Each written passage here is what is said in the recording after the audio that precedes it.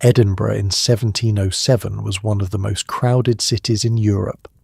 Over 50,000 people crammed into a space smaller than most modern neighbourhoods. The buildings climbed 14 stories high because there was nowhere else to go. And the smell? People said you could detect Edinburgh from 15 miles away on a windy day. Here's what it was actually like to survive in the city they called Auld Reekie. Now look, if you're lying there comfortable and warm, maybe settling in for the night, and you happen to enjoy stories like this one, why not leave a comment telling me where you're listening from and what time it is there? I genuinely love reading those, and if you haven't already, a subscription would mean a lot. It helps more than you know. Right. So let's talk about your current situation for a second. You're probably in a bed, a proper bed with a mattress, clean sheets, maybe a pillow that actually supports your neck. The room you're in, it smells fine, normal. You can breathe without thinking about it. Now forget all of that. Because you're about to wake up in 1745 Edinburgh, and nothing, absolutely nothing, is going to be fine. Your eyes open. It takes a moment to remember where you are. The ceiling above you is low. The wood is dark with years of smoke and grease and things you'd rather not identify. A thin grey light filters through a window no bigger than your hand, and even that's obscured by rags stuffed into cracks where the glass should be. Your name is Jamie. You're 16 years old, and you're an apprentice to a wig-maker on the high street. The first thing that hits you is the cold. Not the crisp cold of a winter morning in the countryside.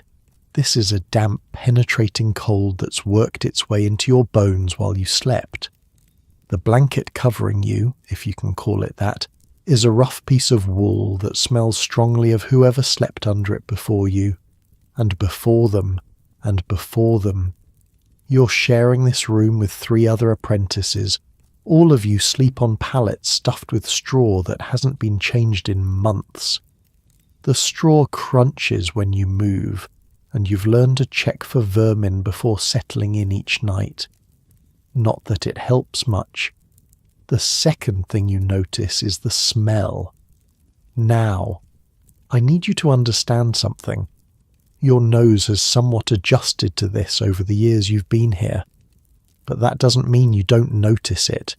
You absolutely do. It's just that you've learned to breathe through it. The smell is a layering of many things. The top note, if we're being generous, is smoke.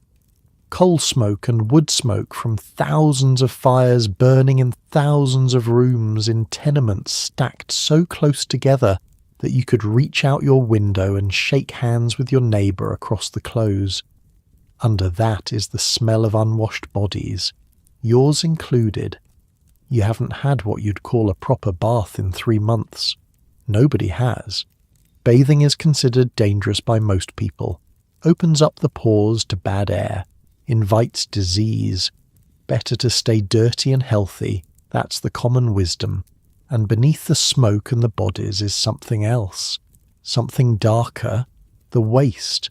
You see, there's no plumbing in 1745 Edinburgh, no toilets, no running water. What you've got is a chamber pot under your pallet shared between 4 apprentices. That gets emptied once a day, if you're lucky. And when it gets emptied, well, that's an experience. The traditional method involves a window and a warning. The words are garde-lou, a corruption of the French phrase meaning watch out for the water, though water is really not what's coming down. At roughly 10 at night and 7 in the morning, windows all across the old town fly open, and the contents of chamber pots arc down into the closes and the streets below. Anyone unlucky enough to be walking beneath might shout, "Hold your hand," in hopes of stopping the deluge. Sometimes it works. The city council has been talking about passing laws to regulate this for years. time limits on when you can throw, fines for hitting someone. But so far, it's just talk. The filth keeps falling. But you're not thinking about that yet. You're thinking about getting up without waking the other apprentices. You're thinking about the long day ahead. You're thinking about the fact that your stomach is empty and has been since the thin oatmeal porridge you had yesterday evening. You swing your legs off the pallet. The floor is cold against your feet. Packed earth covered with rushes that should have been changed weeks ago. Your shoes, such as they are, sit at the foot of your bed. You pull them on quickly. The other apprentices are stirring now. Malcolm, the eldest at 19, grunts something unintelligible and pulls his blanket tighter. Duncan, who's about your age, has developed a cough that's been getting worse for the past month. You try not to think about what that might mean. The room you're in is on the 5th floor of a tenement on one of the narrow closes that snake down from the high street. Below you are 4 floors of humanity. Above you are another 9. In this single building, there are probably 200 people.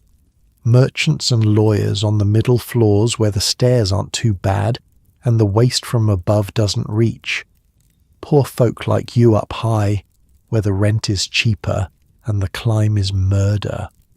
And in the cellars at the bottom, in spaces that never see sunlight, live the people who have even less than you do. This mixing of classes is one of Edinburgh's peculiarities. A lord might live 2 floors above a chimney sweep. A professor at the university might share a staircase with a prostitute. Everyone uses the same close to enter and exit. Everyone breathes the same foul air. You make your way to the door of your room. It opens onto a narrow stone staircase that spirals down through the building. The stairs are worn in the middle from centuries of feet. They're also slick with moisture and other things you don't want to examine too closely in the dim light. As you descend, you pass doors leading to other rooms, other lives.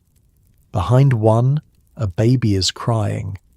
Behind another, a man and woman are arguing in voices so loud that the words echo in the stairwell.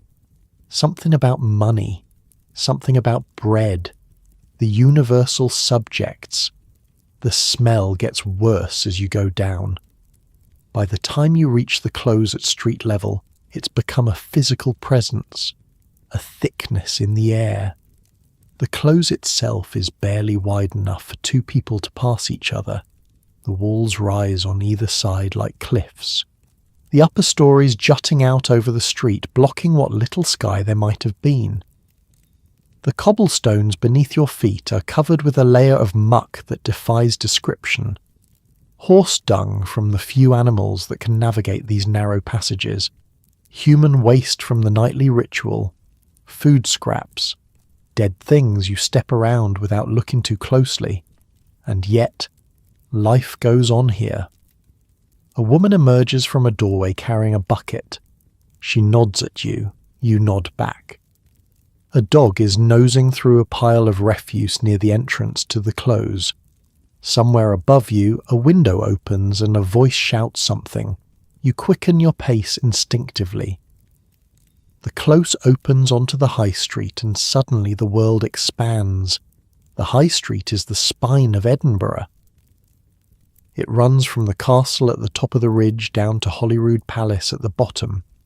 On either side, the closes branch off like ribs, leading to hidden worlds of tenements and courts.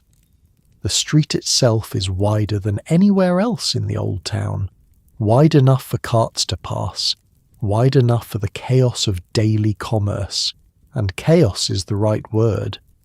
Even at this early hour, the street is already coming alive.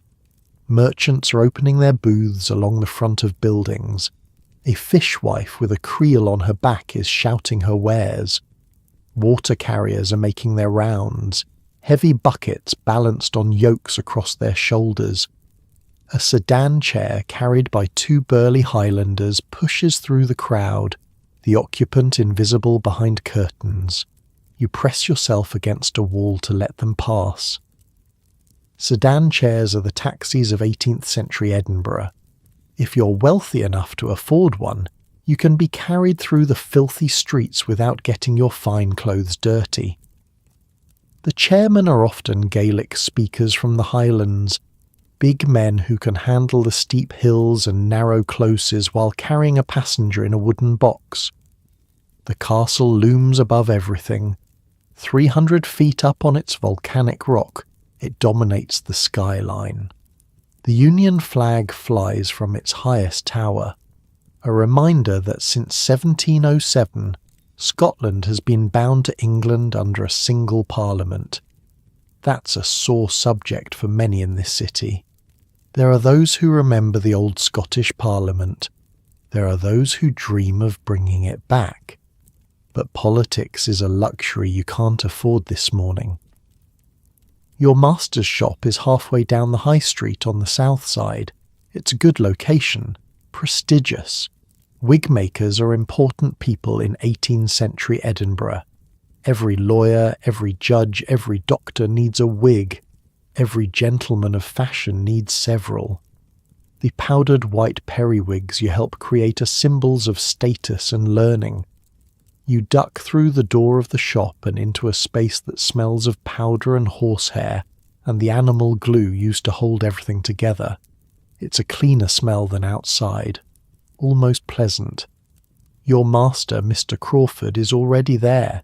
He's a compact man in his 50s with quick hands and a quicker temper.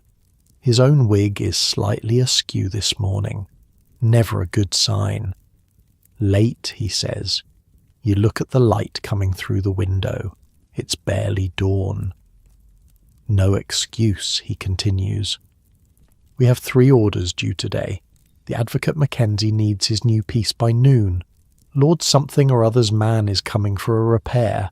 And there's that young professor who wants something modern.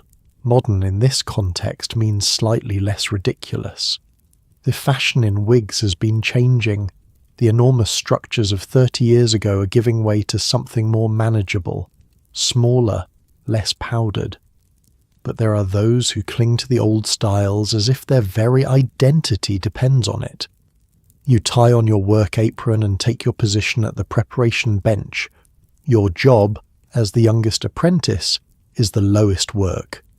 Preparing the horsehair, cleaning the forms, mixing the powder. The actual construction of wigs is something you're only beginning to learn after 2 years of this.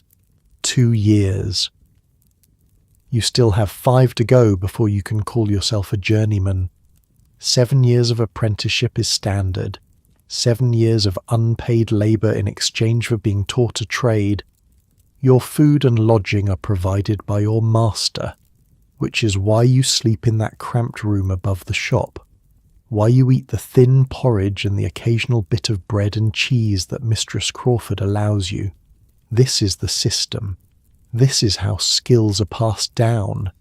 This is how a boy with nothing becomes a man with a trade, if you survive that long. You set to work on a batch of horsehair that needs to be cleaned and combed before it can be used. The hair comes from the tails and manes of horses, bought from knackers who deal in dead and dying animals. Sometimes you find other things mixed in with the hair, bits of flesh, insects. Once, memorably, a small dead mouse. You learn not to let these discoveries disturb you. The morning passes in a rhythm of labour. Other apprentices arrive. Journeymen take their places at the wig-making benches. Mr. Crawford moves between them, inspecting, criticising, occasionally praising. Customers come and go. Around mid-morning you're sent out on an errand. The Advocate Mackenzie's chambers are in a building near the Parliament Close, where the old Scottish Parliament used to meet before the Union. Now it houses the law courts and the advocates who argue before them. The building is grand by Edinburgh standards. Stone columns, wide stairs, a sense of permanence and power. You deliver the wig to a servant who looks down his nose at you even though his own situation is probably not much better than yours. The servant to an advocate thinks himself above the apprentice to a wig-maker. These distinctions matter here. They're the rungs of a ladder everyone is climbing. On your way back, you pass through the grass market. The grass market sits in a hollow below the castle rock. It's a wide open space by Old Town standards, used for markets and livestock trading, and, on certain occasions, something else entirely. There's a spot near the east end of the market, a patch of ground that's slightly elevated. That's where the gallows stand when needed. They're not there today. The gallows are stored somewhere between executions, only brought out when the courts have determined that someone needs to die in public. But everyone knows this place. Everyone knows what happens here. And when there is an execution, the grass market fills with thousands of people coming to watch. You've seen it twice in your time here. Once for a murderer, once for a man convicted of sheep stealing. Both times the crowd was enormous. People hung out of windows in the surrounding buildings. Vendors sold pies and ale. Children sat on their fathers' shoulders for a better view. The hangings themselves were awful and fascinating, and you couldn't look away even when you wanted to. The first man died quickly. His neck broke clean. The second man was less fortunate. He dangled and kicked for what felt like forever, while the crowd grew restless, and the hangman's assistants eventually pulled on his legs to finish the job. This is justice in 1745 Edinburgh. This is how the authorities maintain order in a city where order is always one bad harvest, one epidemic, one riot away from collapsing entirely. You hurry through the grass market and climb back up toward the high street. The sun, such as it is, has broken through the perpetual haze of smoke that hangs over the city. For a moment you can see Arthur's Seat in the distance, the ancient volcanic hill that marks the eastern edge of the city, green and wild and untouched by all of this. You think about what's out there, beyond the walls of Edinburgh, the countryside you came from, the farm where you were born, your mother, who might still be alive or might not be. You haven't had word in over a year. Letters cost money, and neither of you has much. You came to Edinburgh because there was nothing for you at home. A third son on a small farm has no inheritance coming, no land to work. Your options were the army, the church, or learning a trade. Your uncle knew someone who knew Mr. Crawford, and the arrangements were made. 7 years of your life in exchange for a future. It seemed like a reasonable trade at the time. Some days, like today, you're less certain. You duck into a close and begin the climb back to the shop. Your legs are strong from years of these stairs. Your lungs have adapted to breathing air that would choke someone from the countryside. You've become, despite yourself, a creature of this city. The close is busy now. Women are at the well at its base, drawing water into buckets they'll carry back up to their rooms. The well is the only source of clean water for the entire tenement. Clean being a relative term. The water comes from somewhere underground, filtered through rock and soil. It's better than drinking from the North Loch, which is basically an open sewer at this point. An old man is sitting on a stone step smoking a clay pipe. He nods at you as you pass. You don't know his name, but you've seen him here every day for 2 years. He's part of the furniture of this place, part of its fabric. Back at the shop, the afternoon stretches ahead. There's more work to do. There's always more work to do. And as you bend over the preparation bench, your hands moving automatically through tasks you've done 1,000 times before, your mind wanders to the question that everyone in Edinburgh is asking. What's going to happen next? Because there are rumours. There have been rumours for months now about a young man across the water, a prince in exile, a Stuart prince who claims that the throne of Britain rightfully belongs to his father, who claims that the German king in London is a usurper. They say this young prince is gathering support. They say he might actually do something about it. They say that soon everything might change. But for now, the powder needs mixing, the horsehair needs combing, and the city outside the window continues its endless, stinking, magnificent dance of survival. You focus on your work, and you wait. Spring comes slowly to Edinburgh. The snow melts. The ice on the North Loch cracks and breaks apart, great sheets of it tilting and sliding and finally dissolving into dark water. The first green appears on Arthur's Seat, that ancient volcanic hill that watches over the city. Birds return, swallows darting between the tenements, sparrows nesting in the eaves. Water flows again through the gutters and closes, carrying away the winter's accumulated filth.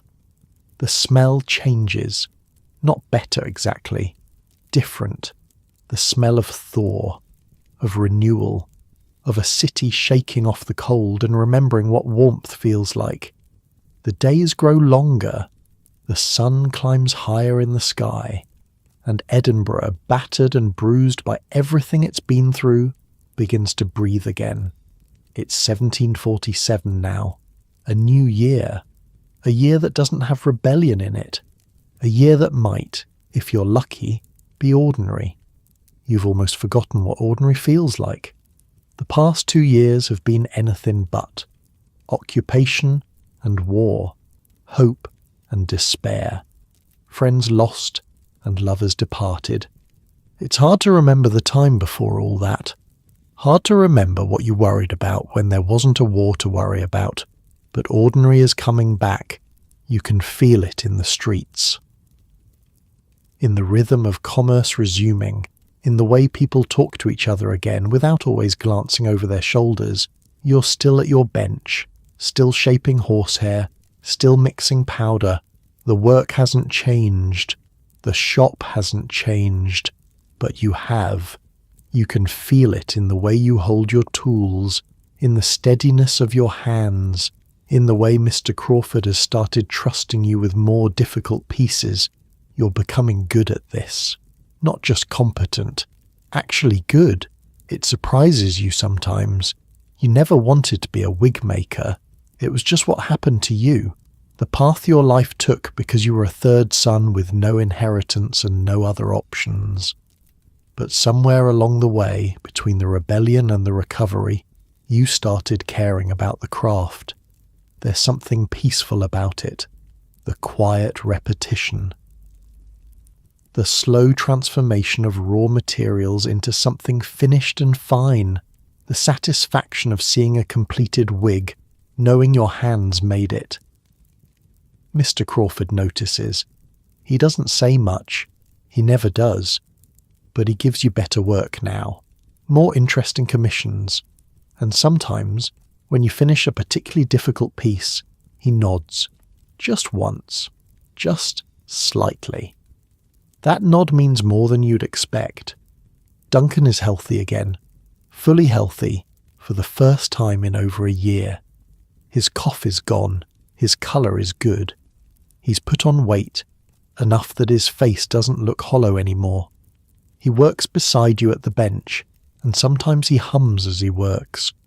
Old songs, familiar songs, the kind you're not supposed to sing anymore. But humming isn't the same as singing, and nobody's going to report him for humming. William finished his Bible again, cover to cover. He's on his third reading now. You asked him once what he was looking for. He thought about it for a long time.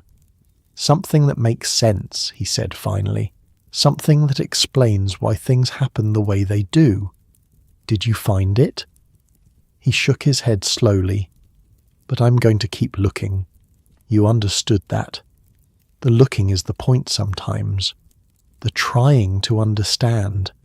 Even if the answers never come. The city is changing. Not in dramatic ways. not in ways that everyone notices. But if you pay attention, you can see it. New faces on the high street. Families who moved away during the Troubles are coming back. New businesses opening in the closes. A printer's shop where a chandler used to be. A coffee house where an old tavern stood. The city is rebuilding itself, one small change at a time. The advocates and merchants who fled during the occupation have mostly returned, and they've brought money with them. Money that flows through shops and taverns and markets. Money that makes things move. You see it in the quality of the wigs Mr. Crawford is asked to make. Finer materials, more elaborate styles. The wealthy are feeling confident again. They're spending again. The garrison is still here. Red coats still patrol the streets. You see them every day, walking their rounds, watching the crowds. But they're less visible now than they were, less aggressive. The rebellion is over. The threat is past. They're just maintaining order now, not suppressing revolt. Some of them even smile occasionally. Some of them have started courting Edinburgh girls, planning futures in a city that isn't at war. The executions have stopped. The gallows in the grass market stand empty. The bodies that hung there have been taken down and buried. People still avoid walking too close to where they stood, but that will fade too, eventually. Memory is long but not eternal, and people are talking about something new, something called improvement, better roads, better buildings, a new town maybe, on the land north of the old town, a town with wide streets and open squares and buildings that don't lean into each other like drunks supporting themselves. You hear men in coffee houses debating it, architects, planners, men who think Edinburgh can be more than what it is, more than this medieval maze of closes and wynds and tenements piled on tenements. Maybe they're right. Maybe someday there'll be a different Edinburgh, a cleaner one, a brighter one. A city that doesn't smell of smoke and waste and too many people crammed into too little space. But that's a future you can barely imagine. For now, this is still home. These closes, these stones, this view of the castle from your window, that great fortress watching over everything. The letter comes in April. A caddie delivers it to the shop on a Tuesday afternoon. A different caddie than before. Younger, maybe 16. He has the look of someone who's new to the job, still learning the routes, still memorising the faces. He asks for the wig-maker's apprentice named Jamie. You take the letter with hands that tremble slightly. The paper is worn, folded and refolded, water-stained in places as if it travelled through rain. It's been on a long journey to reach you, passed from hand to hand, carried by people you'll never meet, through places you'll never see. You turn it over, no seal, no markings, just your name, written in careful letters. You recognise the handwriting, Agnes. Your heart does something strange, speeds up and slows down at the same time. You've thought about this moment so many times, wondered what you'd feel, wondered if there would ever be a letter at all, and now it's here, in your hands, real. You take the letter to the back room. You don't want to read it in front of anyone. Whatever it says, you want to feel it privately first. You want to have the moment to yourself before you have to share it with the world. You unfold the paper carefully. The ink is faded in places, washed pale by whatever weather it travelled through. Some of the words are hard to make out, but you manage. You read slowly, sounding out each word, making sure you understand. Jamie. I'm writing this from a place I can't name. I'm safe. I'm alive. That's all that matters right now. The past months have been difficult. My mistress's cousin in Stirling wasn't as distant from the cause as we'd hoped. There were questions, there were soldiers.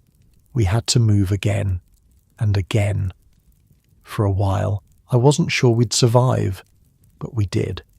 We found a place that's quiet, safe. Nobody asks questions here. Nobody cares about the rebellion or who supported whom. It's just a small town by the sea where people fish and farm and mind their own business. I think about you. More than I should, probably. I think about the landing on the 3rd floor, about the conversations we had, about that last night, about the promise I made.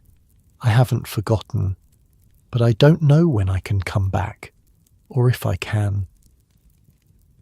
The world is still too dangerous. My mistress is still afraid, and I have to take care of her.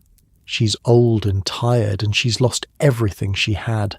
I'm all she has left, so I'm writing to tell you the truth. I don't know when I'll see you again. It might be years. It might be never. I can't ask you to wait for me. That wouldn't be fair. You have your own life to live, your own path to walk.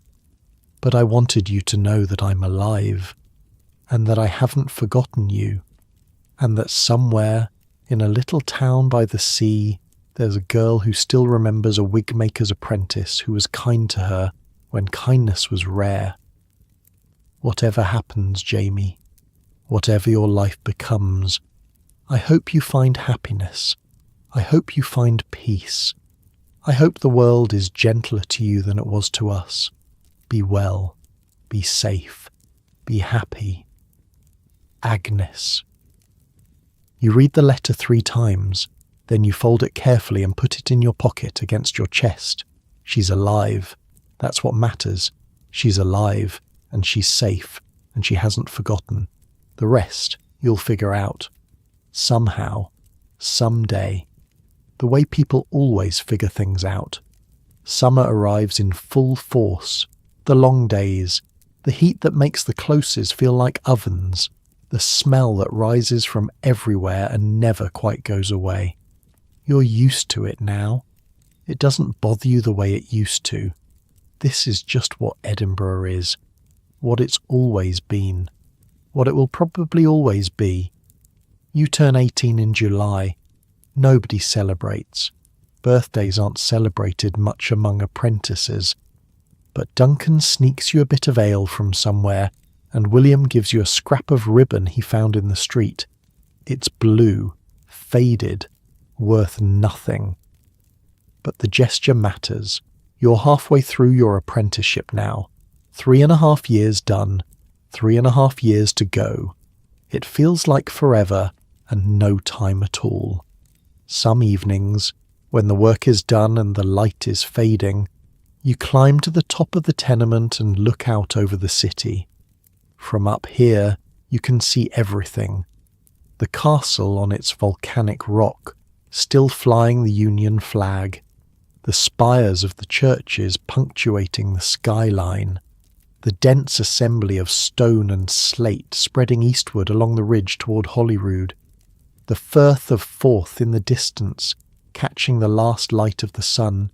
It's beautiful. In its own strange way, it's beautiful. This city has seen so much.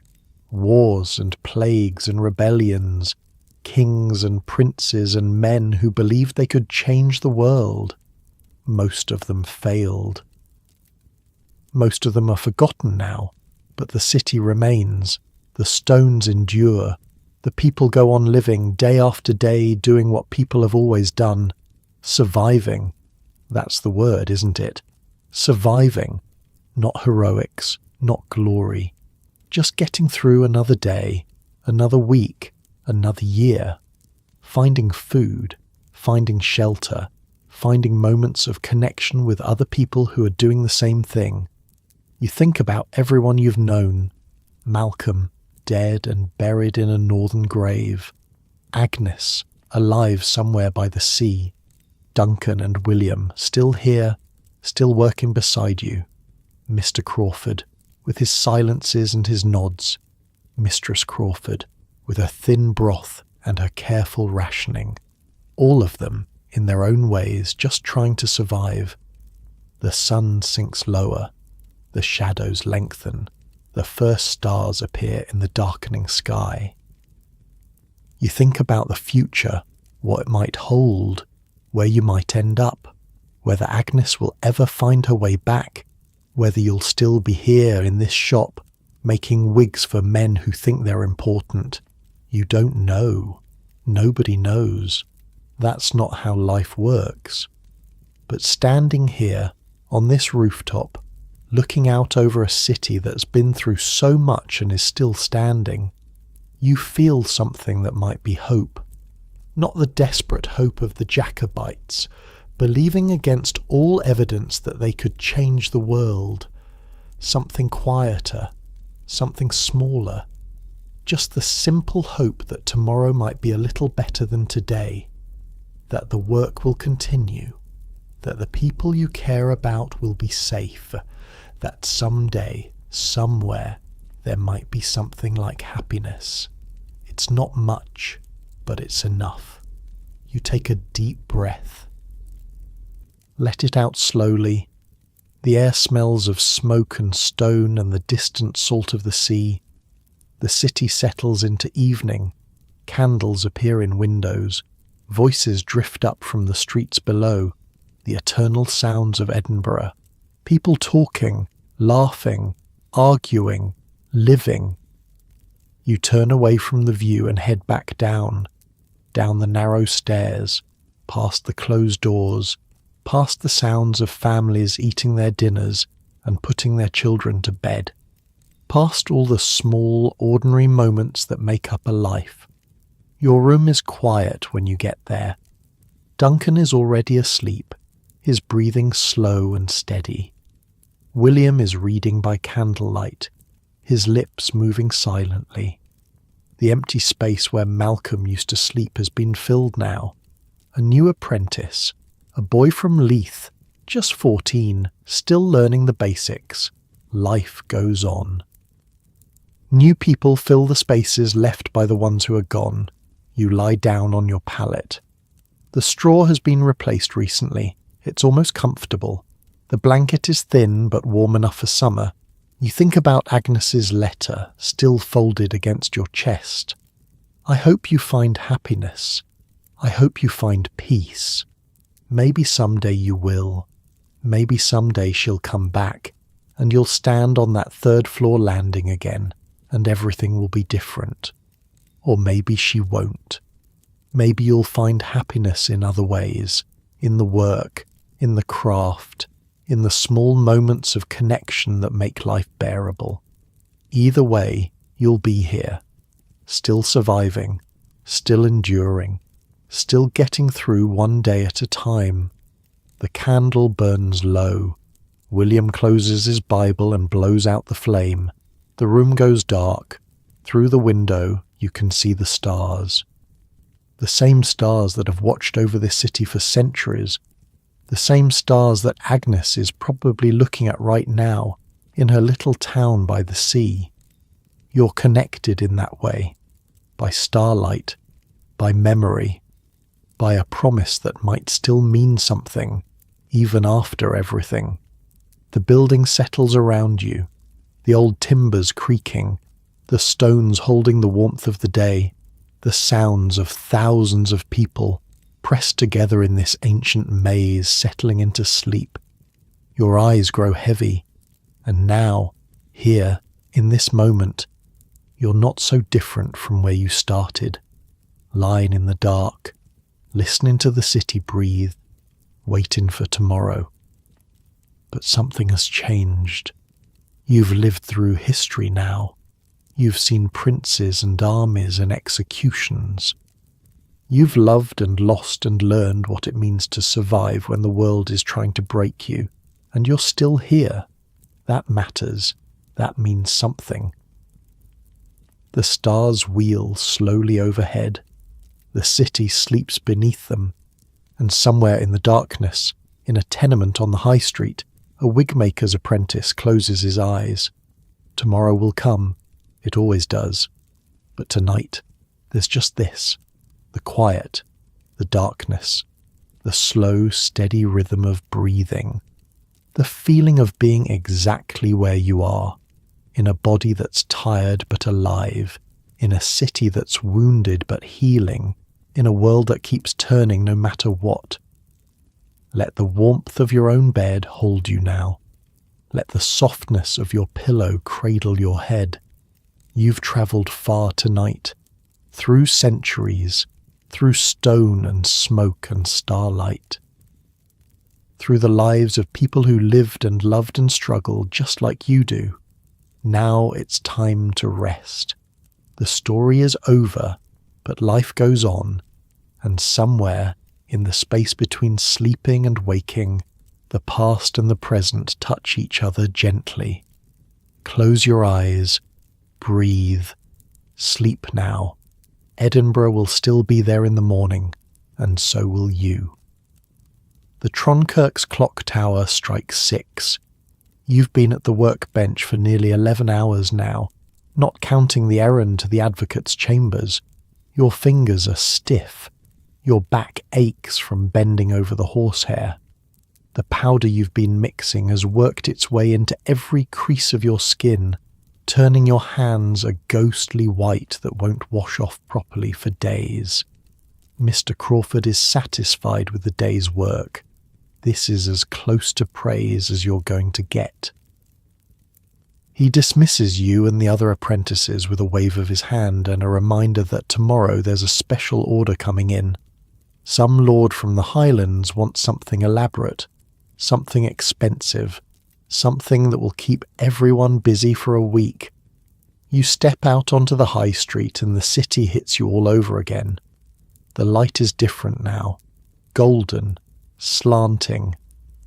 The sun is dropping toward the castle rock, and the shadows of the tenements stretch across the cobblestones like long, dark fingers. The evening crowds are different from the morning ones. Fewer merchants, more workers heading home, more people heading to taverns.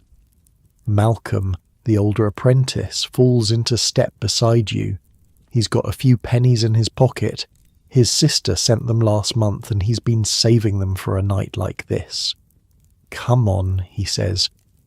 "I'll buy you a drink." This is unusual. Malcolm isn't known for generosity, but you're not about to say no. The tavern he leads you to is down one of the closes off the Canongate. The Canongate runs east from the High Street toward Holyrood Abbey, where the old kings of Scotland used to stay before the Union changed everything. It's a wider road than most in the old town, but the buildings pressing in on either side are still tall enough to block out the sky. Stone faces rising 4, 5, 6 stories, each one packed with families stacked on top of each other. Carts rattle past over the cobbles. A woman carrying a bundle of laundry nearly knocks into you. A man pushing a handcart loaded with coal grunts at you to move aside. This is the rhythm of evening in Edinburgh.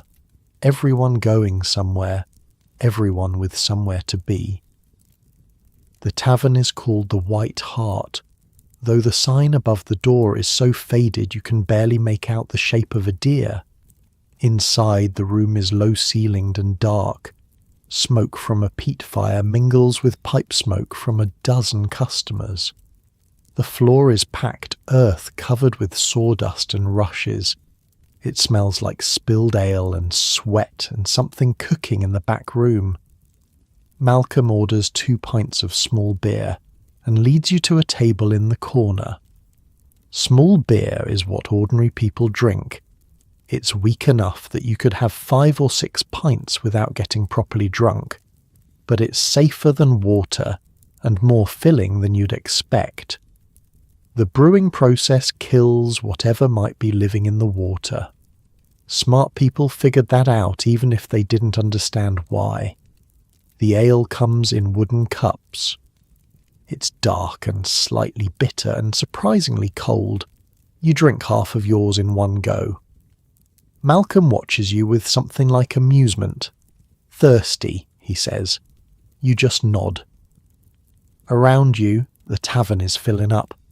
Workers from the nearby breweries and tanneries, a few sailors up from Leith, the port town a mile to the north.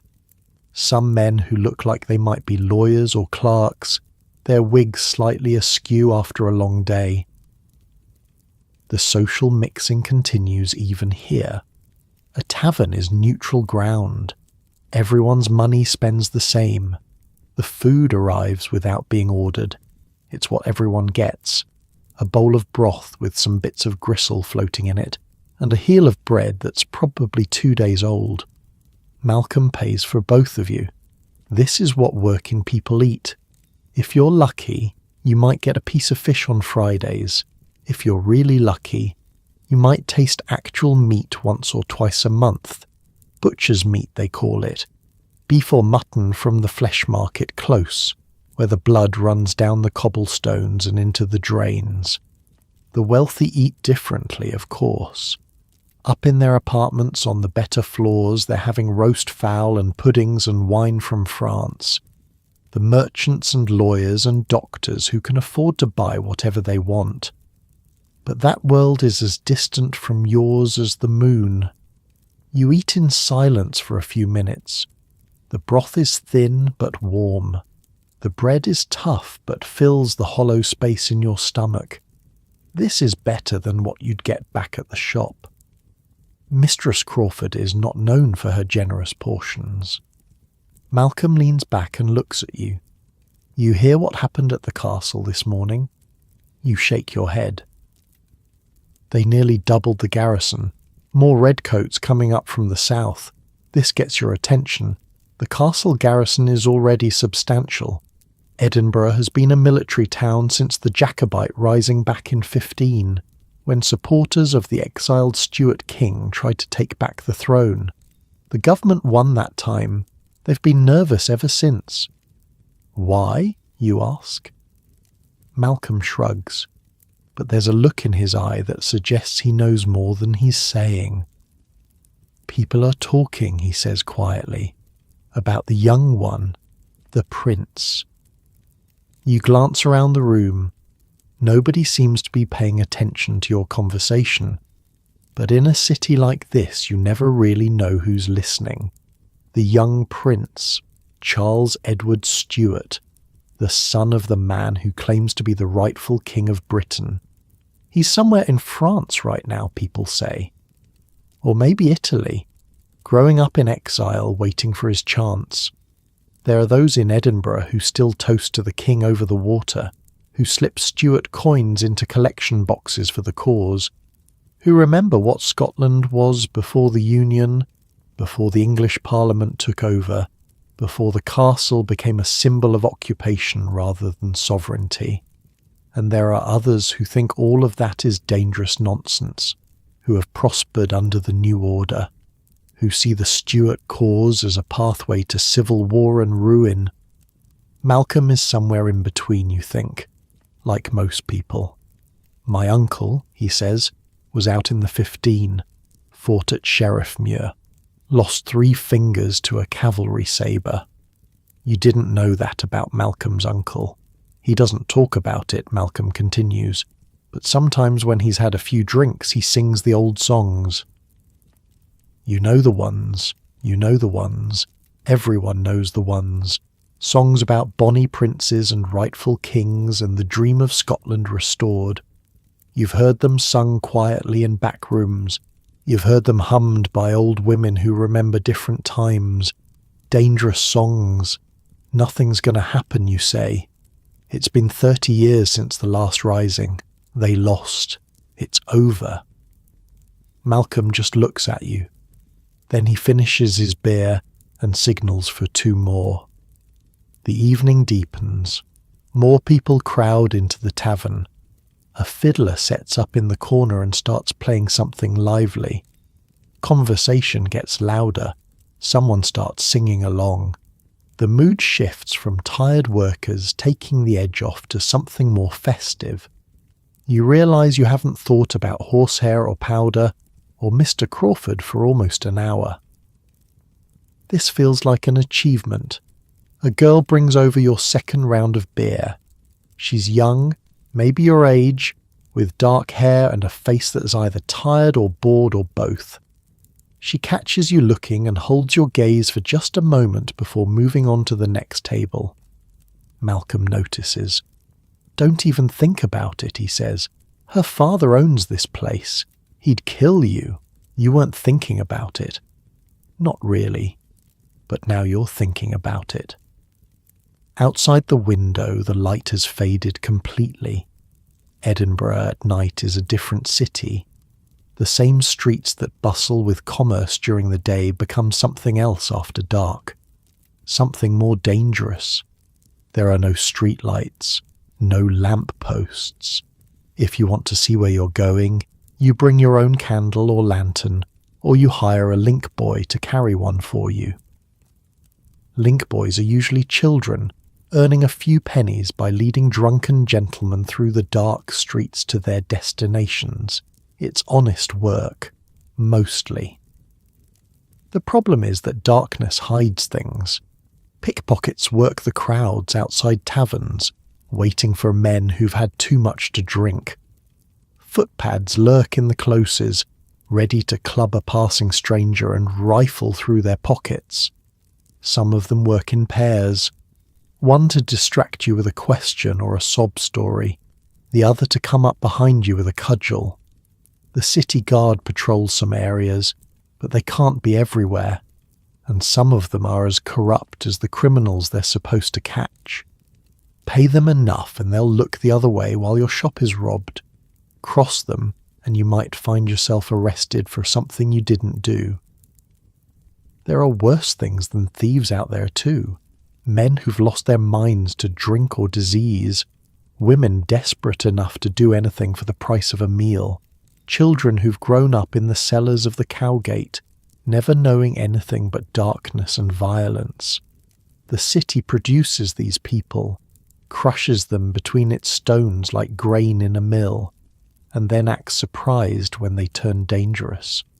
Women of a certain profession work the darker corners of the Canongate and the Cowgate. This is the oldest business there is. Edinburgh pretends to be shocked by it even as it supports a thriving trade. The kirk thunders against sin on Sundays. The customers return on Monday nights. You've learned to navigate this world. You know which closes to avoid after dark. You know how to walk quickly and quietly, with your hands in sight and your head down. You know not to make eye contact with strangers. You know not to carry anything worth stealing. But tonight you're not alone. Malcolm is with you. And Malcolm, despite his skinny frame, has a reputation for being handy in a fight. We should go, you say. Mistress Crawford locks the door at 10. Malcolm waves for a third round. Another hour won't hurt, he says. It's not even 8 yet. You stay. The fiddler plays faster now. People are dancing, sort of. It's more like shuffling in place, but the energy is infectious. The girl with the dark hair is weaving between tables carrying drinks, dodging hands that reach for her. She handles it all with practiced ease.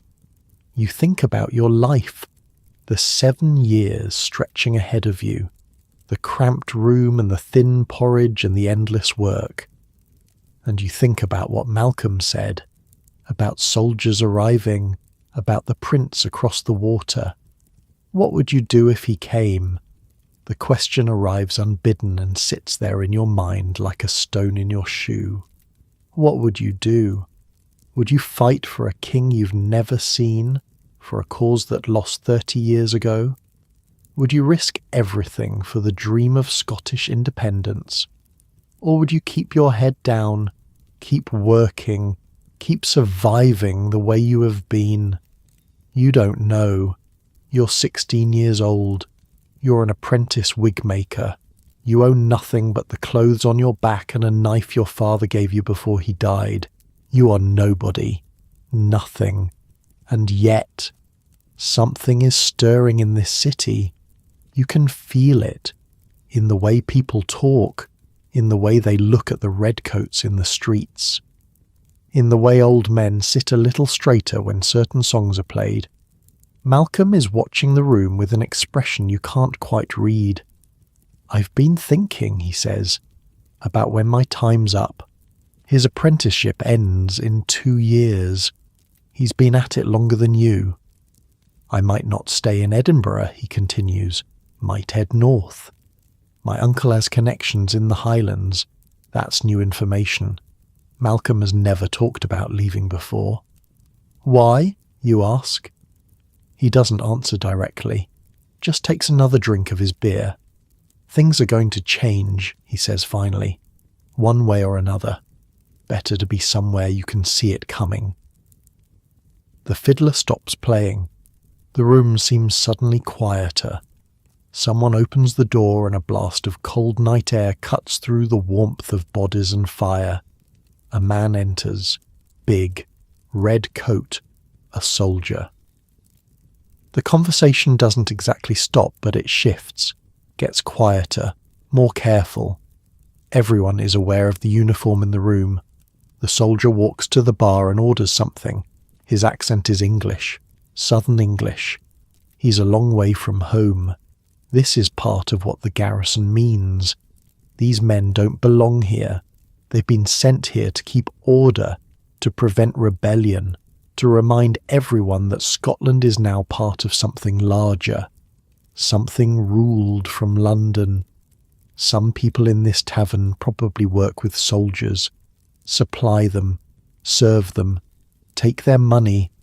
Others probably hate them with a quiet, burning hatred that never quite goes out. The soldier gets his drink and finds a seat near the fire. He doesn't seem interested in causing trouble. He's just a man far from home, looking for warmth and alcohol like everyone else. But his presence changes the room. Malcolm stands up. "Time to go," he says. Now you agree with him. You make your way to the door, past the soldier who doesn't look up, past the bar where the dark-haired girl is wiping down the wood with a rag, past the fiddler who's packing up his instrument. The cannon gate is dark and cold. Your breath makes clouds in the air. The stars are invisible behind the perpetual haze of smoke that hangs over the city. Malcolm walks beside you in silence. The streets are mostly empty now, just a few figures moving between pools of shadow. A link boy passes with his torch, leading a gentleman who's clearly had too much to drink. Somewhere in the distance a dog barks. You climb up through the closes toward the high street. The stairs are treacherous in the dark. You've done this climb 100 times, but each time you're aware of how easy it would be to slip, to fall, to crack your head open on the worn stone and lie there until morning, when someone would find you. The close is alive with sounds even at this hour. Behind closed doors, families are settling in for the night. You hear a mother singing to a child, an old man coughing. Somewhere above you, the rhythmic creak of a bed that means someone is either praying or doing something else entirely. Light enters these spaces in shafts during the day. At night there's nothing. Just the feel of the walls on either side guiding you upward. Just the smell of smoke from 1,000 fires and the ever-present stench of everything else that accumulates in places where too many people live too close together. A cat darts across your path. You nearly trip over it. Malcolm swears quietly. Privacy here is not a right, it's a rare luxury. Everyone knows everyone's business. Everyone hears everyone's arguments, everyone's love-making, everyone's grief. The walls are thick stone, but the doors are thin wood, and the ceilings are just the floorboards of whoever lives above. This is how Edinburgh lives, stacked and packed and pressed together until you can't tell where one family ends and another begins. Survival in Edinburgh means paying attention, always. You reach the shop without incident. The door is still unlocked. Mistress Crawford is sitting by the fire knitting something.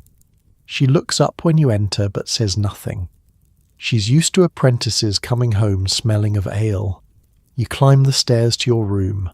Duncan is already asleep, his coughing quieter now. The third apprentice, a boy named William who rarely speaks, is reading a book by candlelight. He must have saved for months to afford that candle. You strip off your outer clothes and climb onto your pallet. The straw crunches beneath you. The blanket smells the same as always. But something feels different tonight. Maybe it's what Malcolm said. Maybe it's the soldier in the tavern. Maybe it's just the ale working on your tired brain. But as you lie there in the dark, listening to the sounds of the city settling around you, you feel like you're waiting for something, like the whole city is waiting. Outside your window, Edinburgh breathes and shifts and dreams its old dreams. The castle looms on its ancient crag, high above the valley floor, holding its garrison of redcoats and its store of weapons and its centuries of history. And somewhere far away, across the water, a young prince is making plans. You close your eyes. Sleep comes eventually, and with it, dreams of fire and music and streets you don't recognize running with people you've never seen. Tomorrow is another day of work, but tomorrow is also one day closer to whatever is coming. Sunday arrives like it always does, with bells. The Tronkirk starts it, then St. Giles, then every other church in the city joins in until the whole of Edinburgh is drowning in the sound of bells calling the faithful to worship.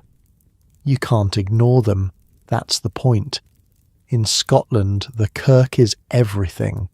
The Church of Scotland runs this country in ways the government in London never could. Ministers track who attend services. Elders visit homes to make sure families are praying. Skip church too many times and you'll find yourself hauled before the kirk session, answering questions about your faith while the whole congregation watches. This is how order is kept, not just through soldiers and magistrates, but through the watchful eyes of neighbours who report each other's sins, adultery, drunkenness, working on the Sabbath, speaking ill of the minister. All of it is noted, all of it is punished. You roll off your pallet and immediately notice something wrong. Duncan isn't moving. He's still under his blanket, curled on his side, and his breathing sounds like someone dragging stones across gravel. Hey, you shake his shoulder. Duncan, wake up. He opens his eyes. They're glassy, unfocused. His skin, when you touch his forehead, is burning hot. Can't, he whispers. His voice is a croak. Can't get up. Malcolm is already dressed. He comes over and looks down at Duncan with an expression that's hard to read. It might be concern. It might be something else entirely. He needs to see a doctor, you say? Malcolm laughs. It's not a kind sound. With what money? You don't have an answer for that. Apprentices don't get paid. The food and lodging are supposed to be payment enough.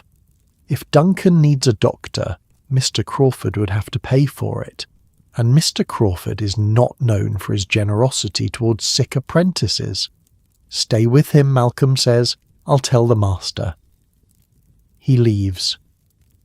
You sit on the edge of Duncan's pallet and watch him breathe. Each breath is a struggle.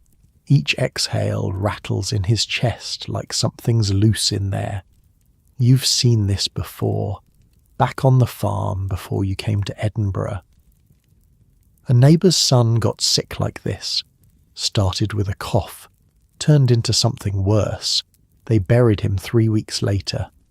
Duncan, you say quietly, can you hear me? His eyes flutter open again. He tries to smile. Told you, he whispers. Told you this city would kill me. He did say that. When he first arrived about a year ago, he kept talking about how he missed the countryside, how the air in Edinburgh was poison, how the close felt like a tomb pressing in on him from all sides. You thought he was being dramatic. Maybe he wasn't. Mr. Crawford appears in the doorway. He's dressed for church in his best coat, his wig freshly powdered. Behind him, Mistress Crawford peers over his shoulder with an expression of distaste. "How bad?" Mr. Crawford asks. "Bad, you say. He needs help." Mr. Crawford sighs. The sound of a man being asked to spend money he doesn't want to spend. "I'll send for the apothecary," he says finally, "after church. You stay here with him. Give him water if he'll take it, and then he's gone. Both of them are. Off to St. Giles to sit in their pew and pray for their souls and pretend they're good Christian people. You're left alone with Duncan and the sound of his breathing. The water situation is a problem. There's a pitcher in the corner of the room. It's empty. The well at the bottom of the close is 7 flights of stairs down. You'll have to go get it yourself. You leave Duncan wrapped in his blanket and make your way down the spiralling staircase. The building is quiet now. Everyone is either at church or pretending to be asleep. Sunday is supposed to be a day of rest, but someone still has to fetch water. Someone still has to empty the chamber pots. Someone still has to feed the animals that don't care what day of the week it is. The close at the bottom is empty. Sunlight falls in shafts through the gaps between buildings, illuminating dust motes and things you'd rather not identify floating in the air. The well is a simple stone structure with a wooden bucket on a rope. You lower the bucket, hear the splash when it hits water, wait for it to fill, and then haul it back up. Your arms are strong from years of this work. The bucket is heavy but manageable. You pour the water into your pitcher, careful not to spill any. Water is precious. Every drop you waste is another trip down those stairs. A woman appears from a doorway across the close. She's carrying her own bucket, heading for the same well. Young, maybe a few years older than you. Dark hair pinned up under a cap. A servant's dress, plain but clean. She sees you and nods. You nod back. For a moment, neither of you speaks. Just 2 people in an empty close on a Sunday morning, doing the work that doesn't stop for the Sabbath. "Your friend," she says, "the one who's sick, is he any better?" You're startled that she knows. But of course she knows. Everyone knows everything in a building like this. The walls might be thick, but word travels through them like water through cracks. Worse, you say. She lowers her bucket into the well. "My mistress has some herbs," she says, "for fever. I could bring some up if you want." You hesitate. Charity isn't free in Edinburgh. Everything has a price, even kindness. "Why would you do that?" She shrugs. "Because he's sick. Because it's Sunday. Because my mother died of the fever when I was small and nobody helped her." She says this matter-of-factly. No self-pity, just a statement of how things are. "What's your name?" you ask. "Agnes," she says. "Agnes MacLeod. I work for Mistress Douglas on the 3rd floor. Jamie, you say. Wig-maker's apprentice. 5th floor." She pulls up her bucket and fills her own pitcher. "I'll bring the herbs later," she says, "after my mistress is asleep." Then she's gone, back through the doorway she came from, leaving you standing alone by the well with a full pitcher of water and a strange feeling in your chest. You climb back up the 7 flights of stairs. Your legs burn by the time you reach the top. This is what life is, climbing stairs with heavy loads, over and over, until your body gives out or you find some way to escape. Duncan is asleep when you return, or unconscious. It's hard to tell the difference. You pour some water into a cup and try to get him to drink. Most of it dribbles down his chin, but some goes in. That's something. The bells have stopped ringing. The city is quiet now. Everyone is in church listening to sermons about hellfire and damnation, about the wages of sin and the promise of salvation. You should be there too. Missing church is noted. The elders keep track of who attends and who doesn't. Persistent absence can mean fines, public shame, questions about your faith that nobody wants to answer. But someone has to stay with Duncan. Surely that's a good excuse. Surely caring for the sick is more Christian than sitting on a hard wooden pew listening to some minister drone on about things you barely understand. You sit by the window and look out at the city. From up here, on the 5th floor, you can see across the rooftops to where the land opens up beyond the walls. The city stretches eastward along the ridge, a dense assembly of stone and slate, church spires punctuating the skyline. The castle commands the western height, perched on its great rock like a stone fist raised against the sky. And there, beyond the low-lying ground and the still waters of what remains of the North Loch, Arthur's Seat rises, another volcanic remnant from ages before people walked this land, green and wild and untouched by the filth and noise of the city below. The view from here shows you exactly where you are, trapped between the medieval past and something else, something newer, something that might be better or might be worse. The city is changing. New ideas are spreading through the taverns and coffee houses. Men are talking about reason and progress and the future of mankind. But here, in these ancient tenements with their crumbling plaster and smoke-darkened stone, the past still holds on tight. Sometimes you imagine walking out there, climbing to the top of Arthur's Seat, looking down at the city and all its filth and noise and seeing it from the outside for once, being somewhere you can breathe without tasting smoke. But that's a fantasy. You have 5 more years of this. 5 more years of horsehair and powder and Mr. Crawford's criticism.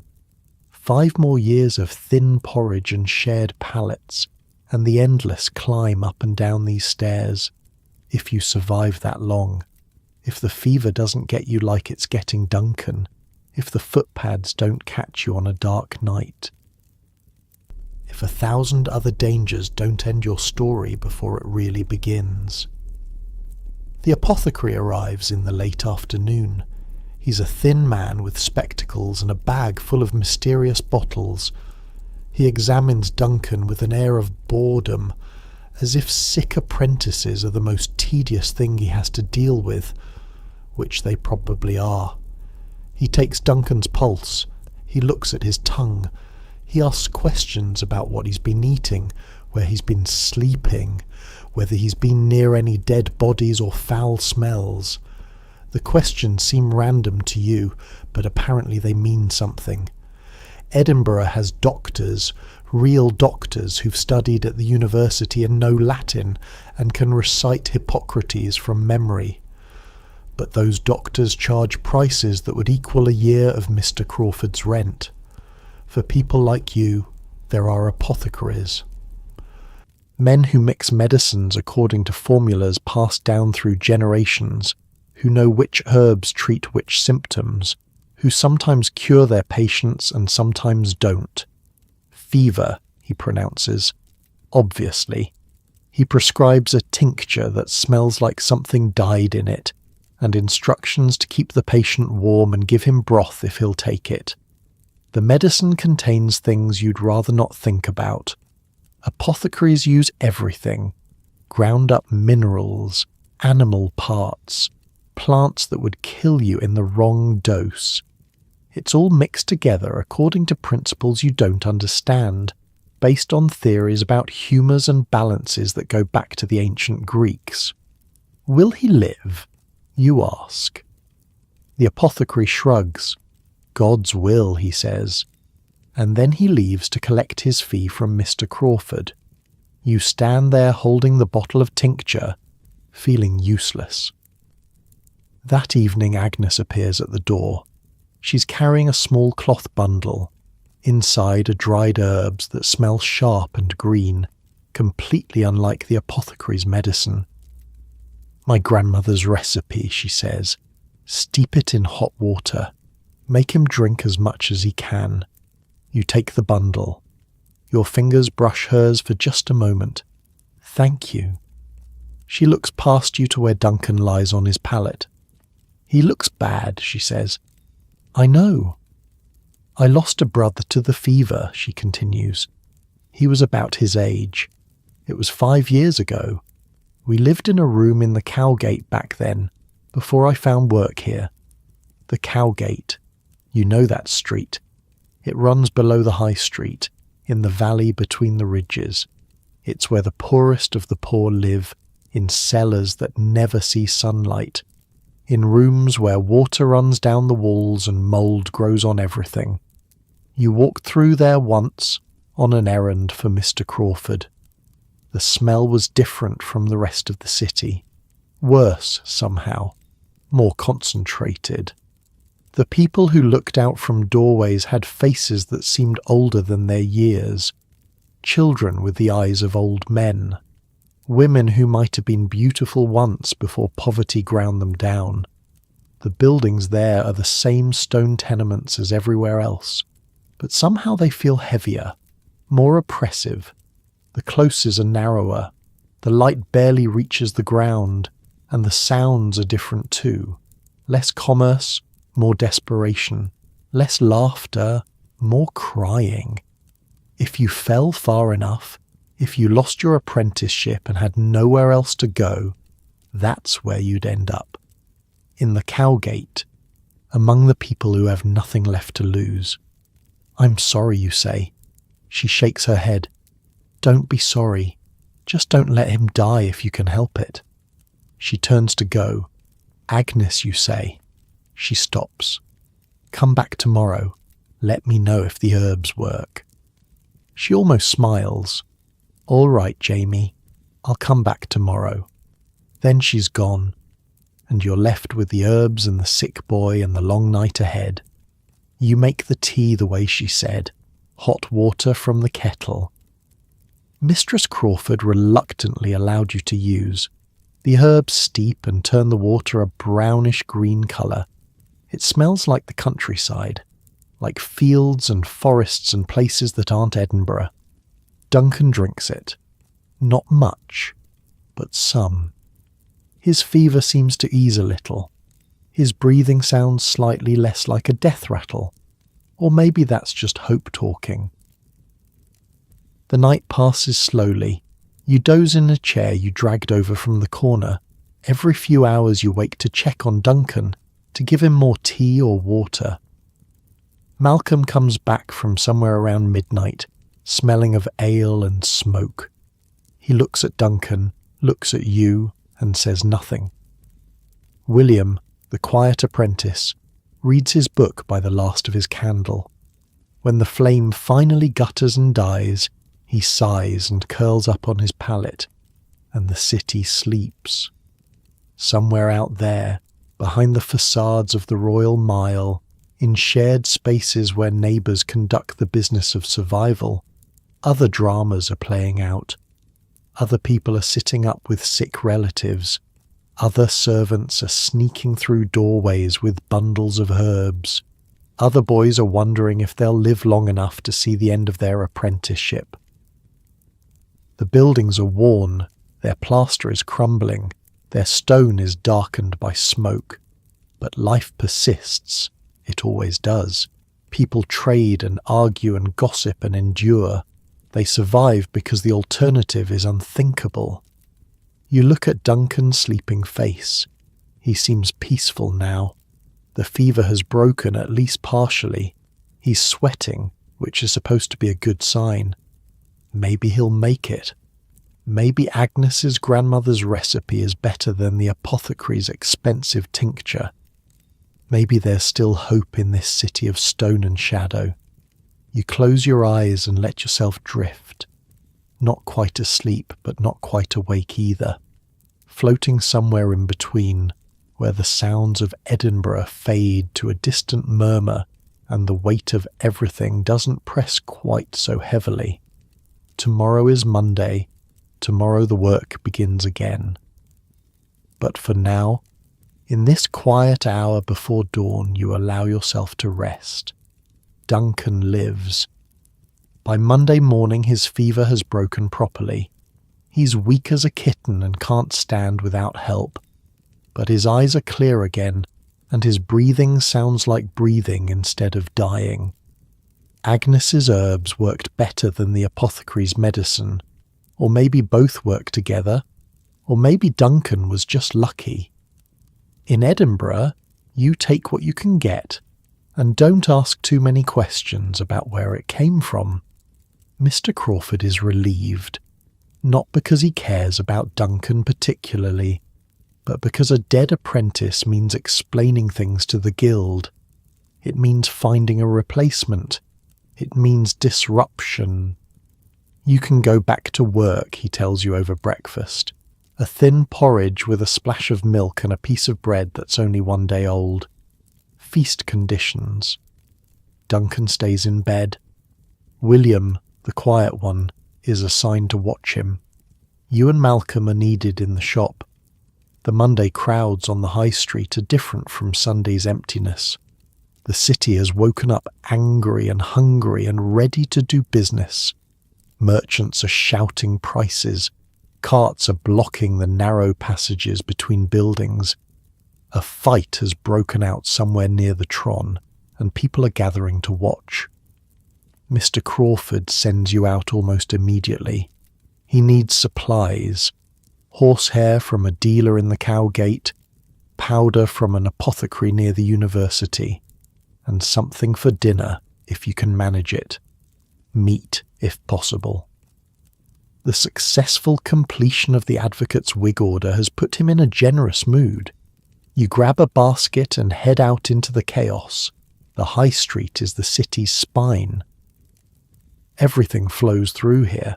Every deal, every argument, every bit of news and gossip. Advocates in wigs walk beside sedan chairs carried by burly Highlanders.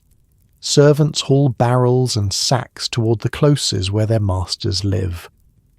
A soldier in a red coat stands at the corner of a close, watching the crowd with eyes that miss nothing. You push through the press of bodies toward the flesh market. Every few steps someone is trying to sell you something. A woman with a basket of eggs, a boy with ribbons pinned to a board, a toothless old man claiming his tonic will cure anything from gout to impotence. The noise is constant. People shouting prices, haggling, arguing, laughing. This is the sound of commerce, the sound of survival. The flesh market close drops steeply down from the high street toward the Cowgate. It's narrow. Treacherous. The cobblestones are slick with things you try not to think about. Blood runs down the channels in the centre of the street, mixing with the general filth that accumulates in any place where meat is sold. But this is where the butchers work, and if you want meat in Edinburgh, this is where you come. The smell hits you before you see anything. Blood. Fat. The particular sweetness of flesh that's been hanging too long. The butchers work in stalls along both sides of the close, their wares displayed on wooden tables. Carcasses hang from hooks, sheep, pigs, cattle that have been driven down from the Highlands and slaughtered here, within sight of the castle. Flies buzz despite the cold. Dogs lurk at the edges waiting for scraps. A cat watches from a windowsill with the patient expression of a creature that knows exactly where its next meal is coming from. The butchers themselves are big men mostly. You'd have to be to swing a cleaver all day and haul sides of beef from hooks. Their aprons are stiff with dried blood. Their hands are red and raw from constant washing in cold water. They call out to passing customers with voices hoarse from shouting. You're not here to buy from the fancy stalls where the whole joints hang. Those are for wealthy households with money to spend. The advocate's wife, the merchant's cook, people who can afford to be choosy about what they eat. You're looking for something cheaper. Offcuts, trimmings, the bits that no respectable household wants, but that make perfectly good stew if you don't look too closely. A butcher near the bottom of the close knows Mistress Crawford. He sets aside the less desirable pieces for customers like you. Today he's got some neck bones with a bit of meat still attached, and some liver that's only slightly grey around the edges. 6pence, he says. You haggle. That's expected. After a few minutes of back and forth, you settle on 4pence, which is what both of you knew it would be from the start. The dance matters, though. It's part of how things work. The meat goes in your basket, wrapped in paper that was probably a pamphlet about something political before it got recycled. Next stop is the Cowgate for the horsehair. You take a different route down. The closes that connect the high street to the Cowgate are like vertical streets, dropping down the slope of the ridge through darkness and stench. Light enters in shafts where gaps between buildings allow it. Smoke drifts from windows. Laundry hangs on lines strung between walls, dripping onto the heads of people passing below. A dog scavenges in a pile of refuse. It looks up at you with yellow eyes, decides you're not a threat, and goes back to its meal. At the bottom, the Cowgate stretches east and west. It's darker down here. The tenements rise on both sides, blocking what little sky there is. The people who live here look different from the people on the high street. Thinner, harder, more desperate. You find the horsehair dealer in a shop that's barely more than a hole in a wall. He's an old man with hands like claws and eyes that have seen too much. He sells you what Mr. Crawford ordered without much conversation. The horsehair goes in your basket on top of the meat. Now for the powder. You climb back up to the high street and head east toward the university. The colleges of Edinburgh are clustered near the Cowgate, in buildings that look almost as old as the tenements around them. Students in their dark gowns hurry between classes. Professors walk with books under their arms, discussing things you'll never understand. There's a coffee house near the corner that's always full of men arguing. You can hear them through the open door as you pass. Something about trade policy. Something about the nature of property. Words you recognize individually, but that don't make sense strung together. Coffee houses are new in Edinburgh. They've only been around for maybe 30 years, but they've changed things. Men gather there to read newspapers, to discuss ideas, to argue about everything from politics to philosophy. Coffee keeps them awake and alert. It's not like ale, which dulls the mind. Coffee sharpens it, or so people say. The men in these coffee houses are building something. You can feel it even if you don't understand it. A new way of thinking about the world. They call it the age of reason, the age of progress. They believe that human beings can figure out the answers to any question if they just think hard enough and observe carefully enough. Some of them are professors, some are lawyers, some are doctors or clergymen. They come from different backgrounds, but they share something, a hunger for knowledge, a belief that things can be better.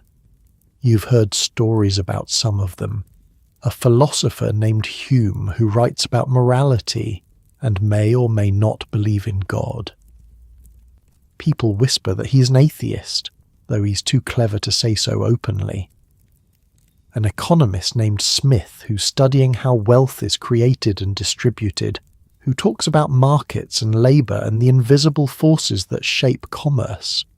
A historian named Robertson who's rewriting the story of Scotland with footnotes and sources instead of legends and myths. These are the men who are making Edinburgh famous beyond Scotland, beyond Britain even. They're being read in Paris and Amsterdam and Philadelphia. They're changing how people think about everything. But that world is as far from you as the moon. You buy the powder from an apothecary shop near the old college. It's a white substance made from ground-up rice and wheat, used to dust the wigs and keep them looking fresh. Wig powder is taxed by the government, which makes it expensive, which means every grain matters. On your way back, a caddy falls into step beside you. You know about caddies. They're the unofficial guides and porters of Edinburgh. They wear badges on their coats showing their licence by the city council, and they know everything about everyone. Need something carried across town? Ask a caddy.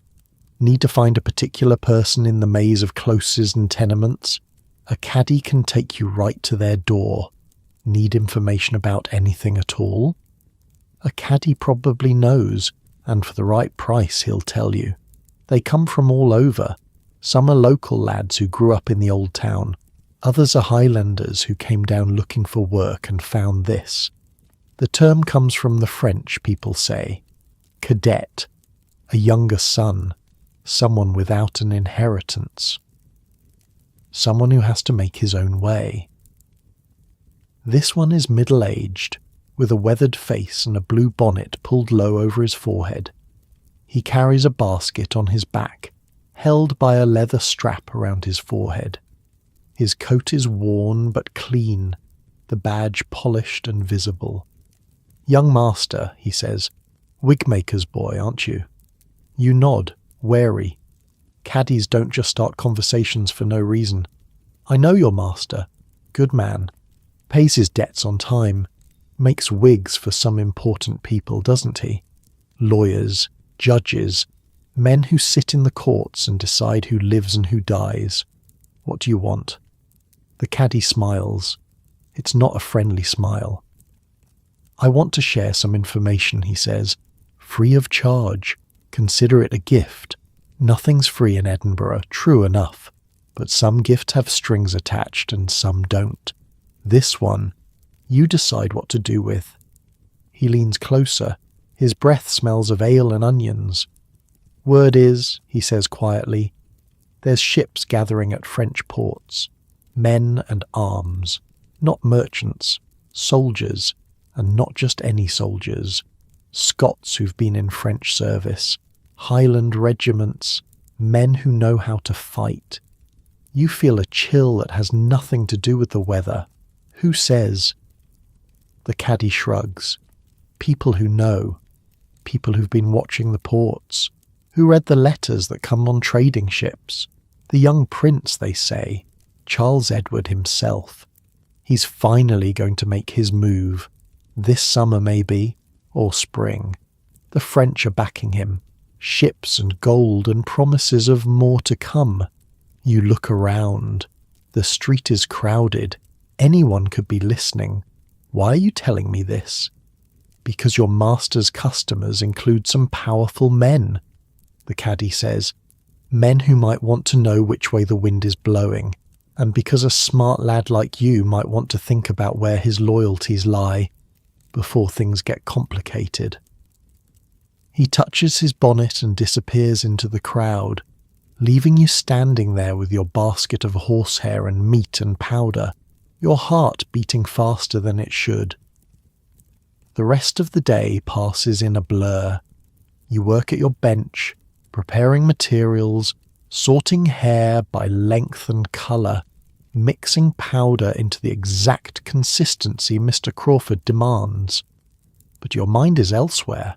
Ships gathering at French ports. The young prince making his move. It might be nothing. Rumours spread through Edinburgh like fire through dry wood. Half of what the caddies say is exaggeration or outright invention. They trade in information the way others trade in goods, and some of their goods are counterfeit. But what if it's true? What if Charles Edward Stuart really is coming? What if the dream of the old Jacobites, the men who fought in the 15 and lost, is about to become reality? You think about Malcolm's uncle with his missing fingers, about the songs sung quietly in back rooms, about the soldier in his red coat standing at the corner of a close, watching. Edinburgh is a garrisoned city. The castle above is full of government troops. They're here specifically because of the threat of Jacobite rebellion. If the prince lands, if he raises an army, this is where the battle lines will be drawn, and you're here, in the middle of it, with no money, no power, no say in what happens next. That evening, Agnes comes to check on Duncan. She brings more herbs, different ones this time, for strength rather than fever. Duncan is sitting up now, sipping broth that Mistress Crawford grudgingly provided. He looks terrible but alive, which is better than the alternative. You walk Agnes down to the third-floor landing. It's the only place you can talk without being overheard, and even then you keep your voices low. Thank you, you say, for the herbs, for everything. She looks at you with those dark eyes. He would have done the same for me, if our situations were reversed. You're not sure that's true. You're not sure anyone would do anything for anyone in this city unless there was something in it for them. But you don't say that. I heard something today, you say instead, from a caddie, about the prince, about ships gathering. Agnes's expression changes, becomes guarded. People hear lots of things. But you've heard it too, you say, haven't you? She doesn't answer directly. Instead, she looks up the stairwell, making sure they're alone. My mistress has a brother in France, she says quietly. He writes to her sometimes, letters that she burns after reading. And? Agnes hesitates. He says it's true. The prince is coming. Maybe this summer, maybe sooner. And when he does, everything changes. You stand there in the half-darkness of the stairwell, two servants at the bottom of Edinburgh's social ladder, discussing the fate of kingdoms. What will you do, you ask? When it happens, she almost laughs. What can I do? I'm a servant. I'll do what I'm told, same as always. Keep my head down. Hope the bullets don't find me. But that's not really an answer, and you both know it. I should go, she says. Mistress Douglas will wonder where I am. She turns to descend the stairs, then she stops. Jamie. Yeah? Be careful. The caddie who told you about the ships. He might have been testing you, seeing which way you lean. Why would he do that? Because that's what everyone's doing now. Figuring out who's loyal to the crown and who's loyal to the cause. When the time comes, those lists will matter. She disappears down the stairs, leaving you alone with that thought. You climb back up to your room. Duncan is asleep again, his breathing steady and normal. Malcolm isn't back yet. Gone to the tavern again, probably, or somewhere else he doesn't talk about. William is reading by candlelight, the same book he's been working through for weeks. It's a Bible, you realise. He's reading it cover to cover, like a man trying to find answers to questions he won't speak aloud. You lie on your pallet and stare at the ceiling. The wood is dark with years of smoke. Cracks run through it like the lines on an old man's face. Somewhere in the building a baby is crying. Somewhere else people are arguing. The sounds of Edinburgh at night. The sounds of 50,000 people crammed into a space meant for maybe 10,000. All of them trying to survive. The straw crunches beneath you. The blanket scratches against your skin. Outside your window, the city is settling into darkness. The endless smoke rises from chimneys, catching the last light of day and turning the sky a muddy orange. Somewhere out there, a drunk is singing one of the old songs, the ones about bonny princes and rightful kings. His voice echoes through the close, bouncing off stone walls that have heard centuries of such songs. Other voices join in, a chorus of longing and defiance drifting up through the night air. Ships gathering at French ports. The prince is coming. Everything changes. You think about what Agnes said, about lists being made, about people figuring out who's loyal to the crown and who's loyal to the cause. What would happen to you if you chose wrong? What would happen to Duncan, who's too weak to fight for anyone? What would happen to Agnes, caught between a mistress with secret letters and a city that will tear itself apart when the time comes? And what about the men in the coffee houses, the philosophers and economists and historians building their new way of thinking? What happens to them when armies march and blood runs in the streets? Do their theories about reason and progress survive the chaos? You don't have answers. You're 16 years old. You're a wig-maker's apprentice. You don't make history. You just live through it if you're lucky. You close your eyes. But sleep is a long time coming. And when it finally arrives, your dreams are full of ships and soldiers and a young prince with a face you've never seen, leading an army of ghosts through streets that burn. Summer comes to Edinburgh like a thief. One day you're still wearing your heaviest coat and shivering in the morning air. The next, the sun is beating down on the cobblestones, and the smell of the city has intensified to something that makes your eyes water. Heat changes everything. The closes become ovens. The stone walls that held in the cold through winter now hold in the warmth, trapping it in narrow passages where the air doesn't move.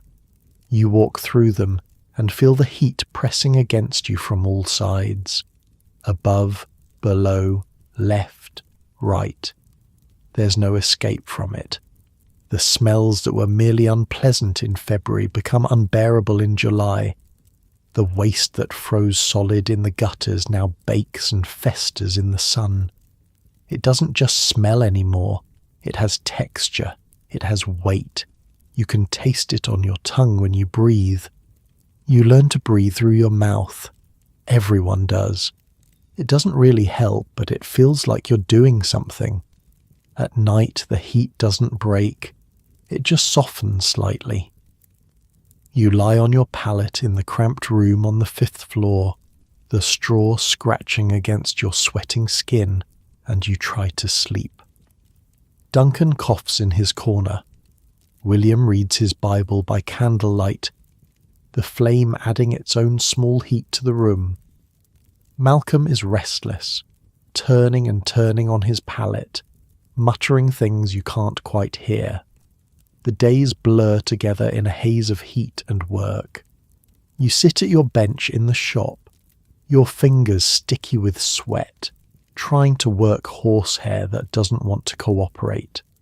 The powder clumps. The glue dries too fast. Everything is harder in summer. But there's something else in the air this summer. Something that doesn't have anything to do with the weather. Rumours. They've been circulating for months, of course. The caddie's words about ships gathering in French ports. The whispers in taverns about the young prince making his move. But now the rumours have teeth. Now they come with details. Now they come with dates. The prince has been planning this for years, people say. Ever since his father's failed attempt in 1715, ever since the dream of a Stuart restoration became a cause passed down from father to son, the young prince grew up in Rome, in exile, dreaming of a throne he'd never sat on.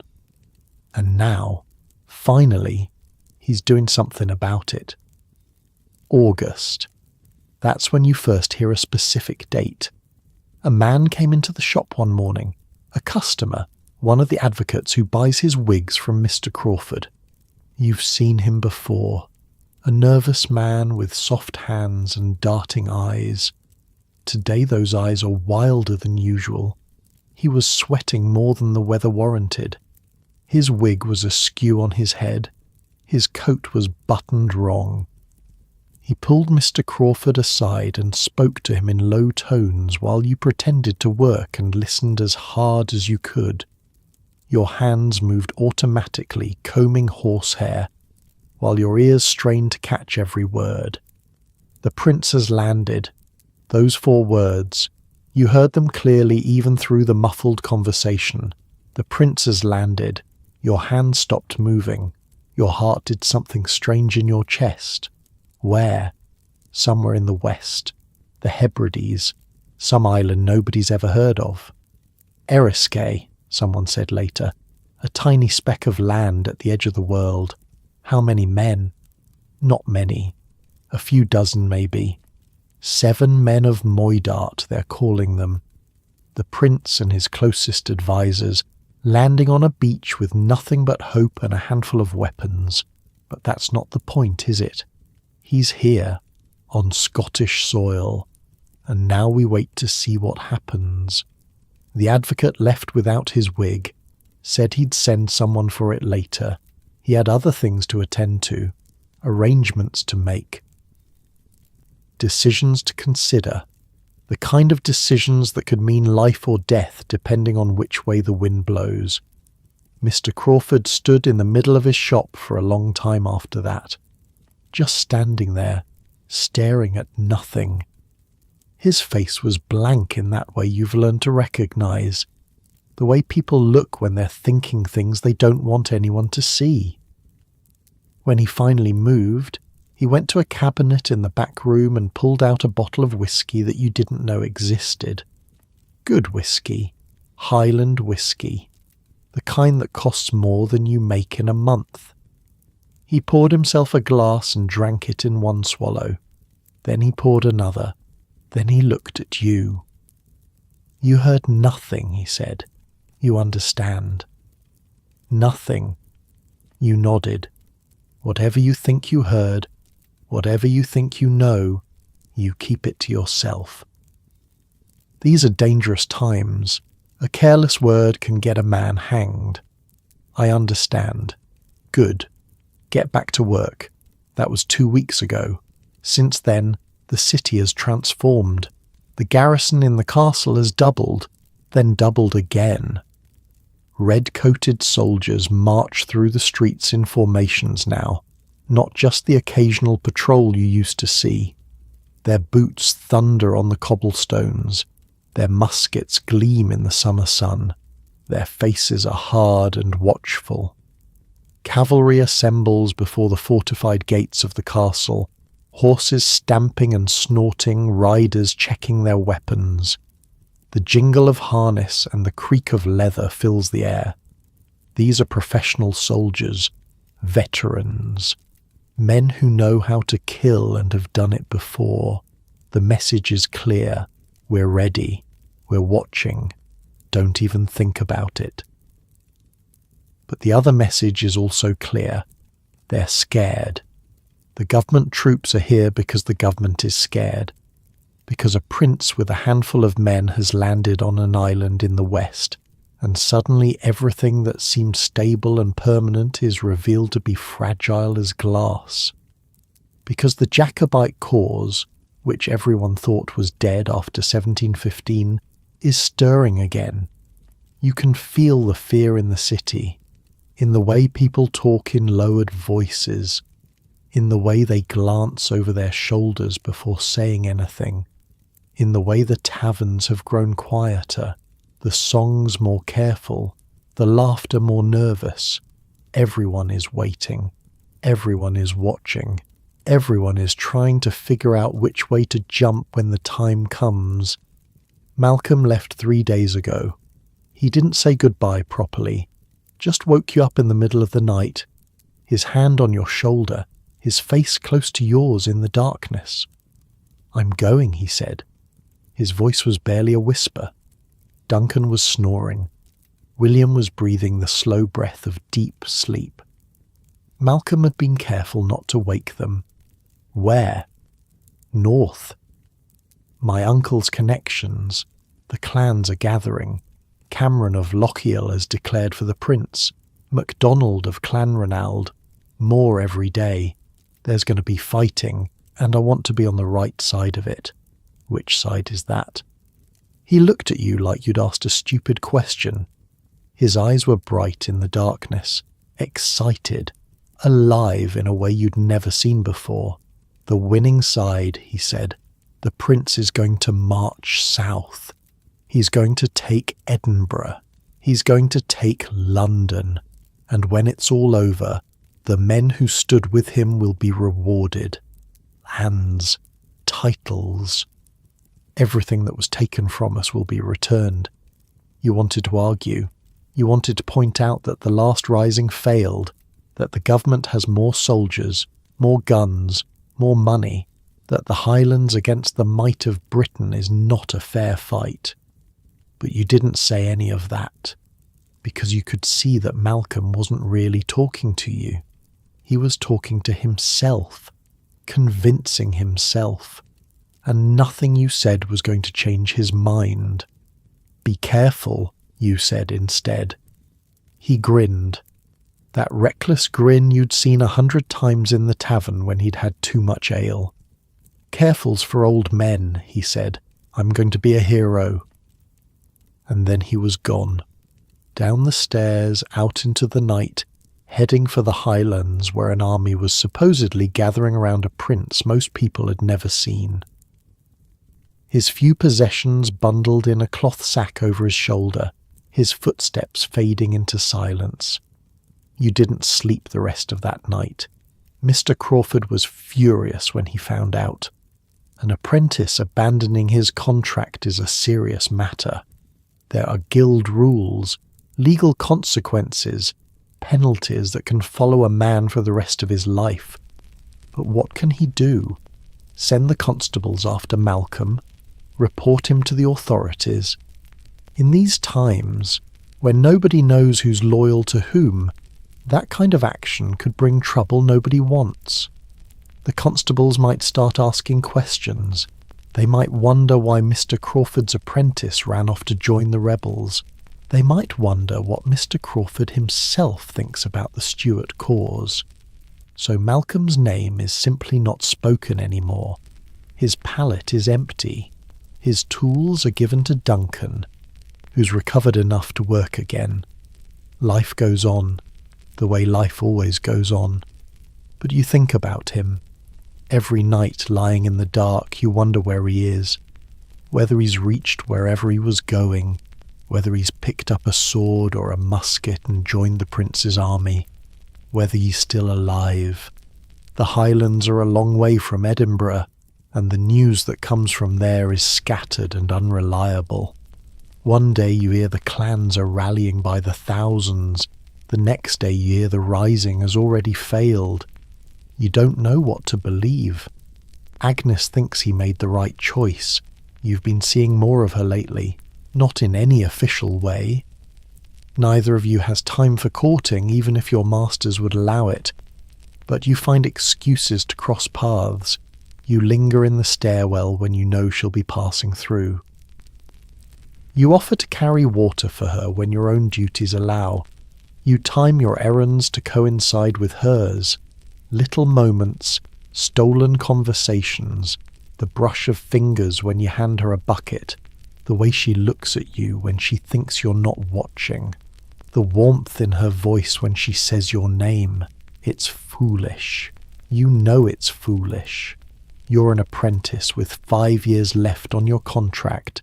She's a servant with no contract at all, kept at her mistress's pleasure. Neither of you has any right to be thinking about the future, but you think about it anyway. Because what else is there to think about? The war coming? The chaos approaching? Better to think about dark eyes and a gentle voice, and a future that probably won't happen but feels good to imagine. One evening, a few days after Malcolm left, You manage to find her alone on the third-floor landing. The light is fading. The sun is setting somewhere beyond the tenements, painting the little sliver of sky you can see in shades of orange and pink. Agnes is sitting on the top step, her hands folded in her lap, her face thoughtful. "Do you think they'll win?" you ask. "The Jacobites." She considers the question seriously. She always does. It's one of the things you like about her. She doesn't give quick answers to hard questions. She thinks before she speaks. "I think they might," she says finally, "if they're smart, if the clans rally, if France sends what they've promised, ships and soldiers and gold, if everything falls into place. And if they don't, then they'll die. And anyone who helped them will die too. And things will go back to how they were, maybe worse. The government doesn't forget. The government doesn't forgive. You stand there in the shadows, listening to the sounds of the building around you, a baby crying somewhere above. A man's voice raised in anger below, the endless creaking of wood and settling of stone, the soundtrack of Edinburgh, the music of survival. "What would you do," you ask, "if the prince came to Edinburgh, if he took the city?"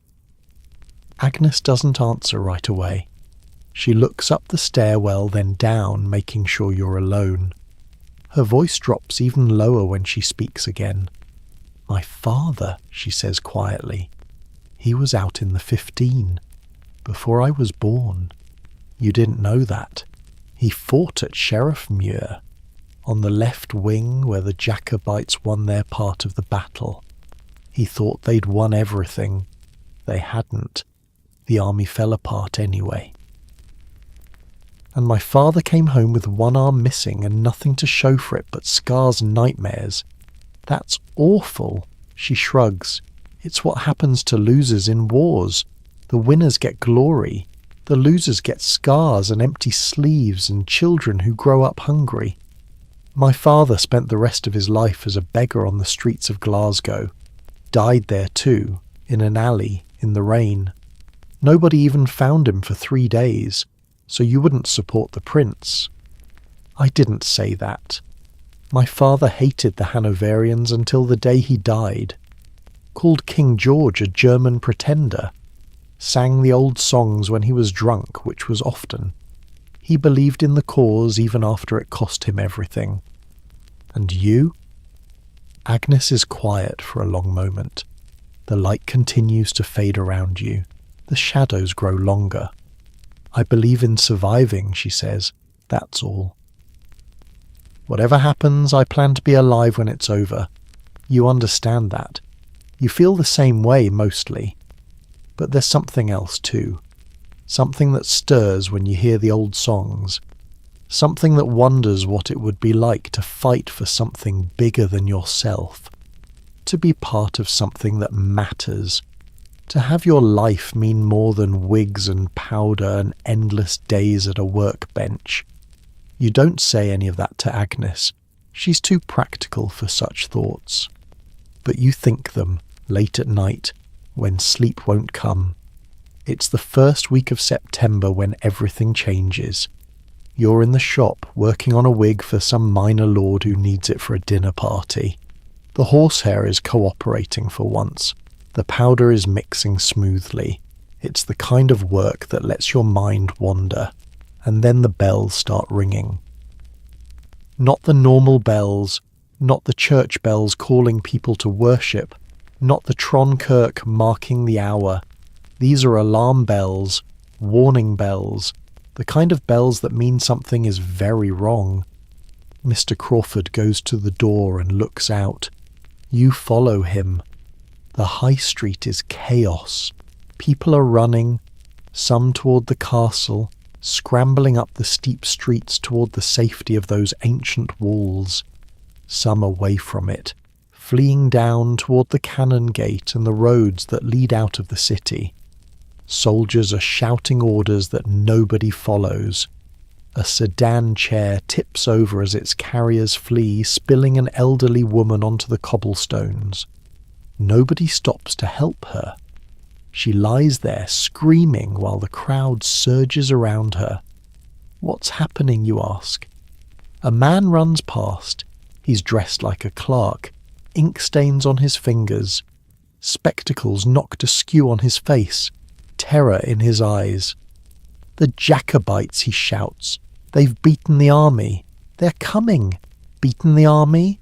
The government sent an army north to stop the prince. General Cope, they called him. Sir John Cope. He was supposed to crush the rebellion before it could spread. He had trained soldiers, regular infantry, artillery, cavalry, everything the ragtag Highland army didn't have. But something went wrong. Later, you'll learn the details. A battle at a place called Preston Pans, just a few miles east of Edinburgh. The Highland charge, terrifying and unstoppable. Government troops breaking and running after barely 10 minutes of fighting. Cope himself fleeing on horseback while his army dissolved behind him. But right now, all you know is that people are panicking. That the prince's army is somewhere close. That the defenders who were supposed to protect Edinburgh been scattered like leaves in a storm. That everything you thought you knew about how the world worked has been turned upside down in a single morning. "Go inside," Mr. Crawford says. His voice is calm. Too calm. "Bar the door?" "What about you?" "I need to go to the Guildhall. There's going to be decisions made. Plans." He grabs his coat and wig and disappears into the chaos, leaving you standing in the doorway of the shop. You should go inside. Bar the door like he said. Hide and wait until whatever's happening outside is over. But instead, you step out onto the high street. The flow of people has found a direction now. Most are heading up toward the castle. The castle is the safest place in Edinburgh. Those walls have stood for centuries. Those gates have held against siege after siege. If anywhere can hold against the Highlanders, it's the castle. But the castle can't hold everyone. There are 50,000 people in this city, and the castle garrison can barely hold a few thousand at most. The rest will have to take their chances. You push against the flow, heading downhill, toward the Cannon Gate, toward Holyrood Palace, where the ancient kings of Scotland once held court, toward wherever Agnes is. The crowds thin as you get further from the castle. Down here, people aren't running. They're standing in doorways, watching, waiting. Some of them are smiling. Not everyone in Edinburgh is loyal to King George. You find Agnes on the third-floor landing exactly where you hoped she'd be. She's calm, calmer than you, certainly. Her mistress is in hysterics somewhere in the apartment, wailing about invasion and murder and the end of civilization. But Agnes stands at the window, looking out at the city with an expression you can't quite read. "They won," she says when she sees you. "The prince, the Jacobites, Preston Pans.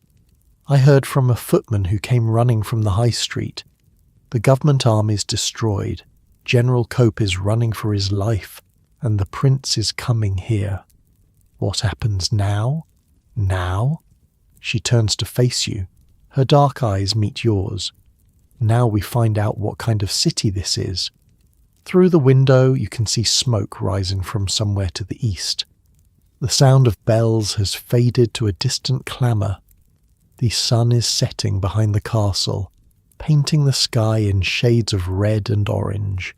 It looks like the city is on fire. It looks like the end of the world, but it's not. It's just the beginning of something. A city trapped between its medieval past and something new. Something nobody asked for, but everyone's going to have to live with. The prince is coming, and Edinburgh will never be the same. The Highlanders come at dawn. You're awake when it happens. Haven't slept much, honestly. The whole city has been holding its breath since the news from Preston pans, waiting to see what comes next. And now it's here. You're at the window of your fifth-floor room when you see them, a column of men marching down the cannon gate from the east. Not soldiers in the way you understand soldiers.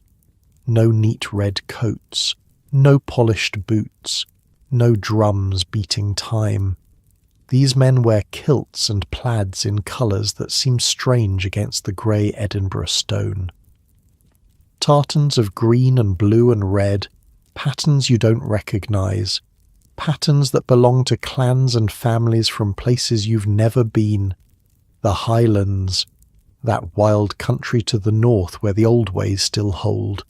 They carry swords at their hips, claymores, Malcolm called them once, great two-handed blades that can cut a man in half. Some carry muskets, some carry axes, some carry round shields studded with metal. One man, taller than the rest, carries a weapon you've never seen before. A long pole with a curved blade at the end.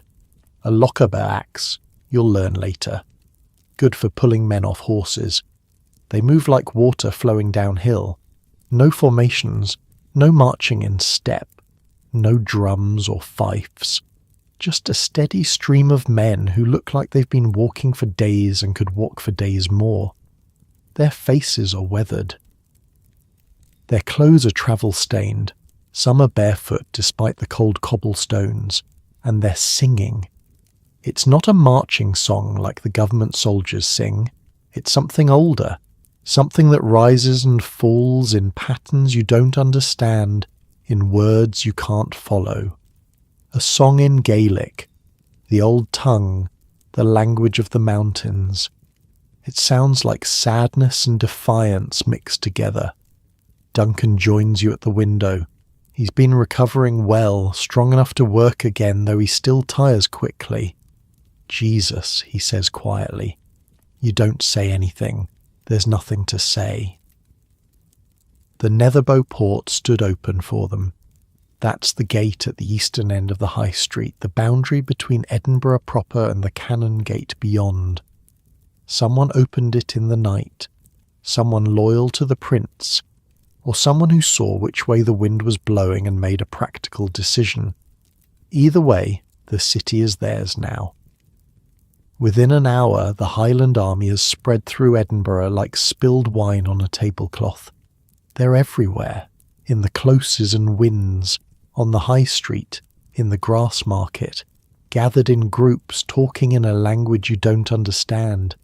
Gaelic, Agnes told you once, the old tongue, the language of the mountains. Some Edinburgh folk watch from doorways with expressions of fear. Others watch with something closer to hope. And some, the practical ones, are already figuring out how to do business with the new arrivals. War changes things, but commerce adapts. Mr. Crawford keeps the shop closed that first day. He stands by the window, watching the street, his face unreadable. Will they loot? You ask. He shakes his head slowly. The Prince wants to be king. Kings don't. He's right, as it turns out. The Highlanders are disciplined. Rough, yes. Intimidating, certainly. But they pay for what they take. They don't force their way into homes. They don't hurt people who don't give them reason to. That first night, the Prince himself enters Edinburgh. You don't see it happen. By then it's dark, and you're not about to wander the streets after sunset with an army of strangers occupying the city. But you hear about it the next morning. Everyone hears about it. Charles Edward Stuart rode in through the Netherbow port on a white horse. He wore a tartan coat and a blue bonnet with a white cockade. He smiled and waved to the crowds that gathered to watch. Some cheered, some wept, some just stared. He set up headquarters at Holyrood Palace, the ancient home of Scottish kings. The same palace where Mary Queen of Scots once held court. The same palace that's been mostly empty for decades, a relic of a time when Scotland had its own monarchs. Now it has one again. Sort of. The castle still holds. That's the strange thing about Edinburgh during those weeks. The Jacobites control the city, but the castle above remains in government hands. The Union flag still flies from the highest tower. Government soldiers still man the walls, and every so often they fire their cannons down at the city below, just to remind everyone that they're still there. The first time the cannons fire, you nearly fall off your bench. It's a Tuesday morning. You're working on a wig. The shop is open again because life goes on even during rebellions, and anyway, some of the Highland officers need wigs for formal occasions. They pay well, too. Gold coins with unfamiliar faces on them. French money, Mr. Crawford says. He doesn't seem to care whose face is on the coin as long as the gold is real. The blast shakes the windows. Dust falls from the ceiling. Someone screams in the street outside. You run to the door and look up. Smoke is rising from the castle walls. A second blast follows, then a third. The shots aren't aimed at anything in particular, just a reminder, a statement. We're still here. We haven't given up.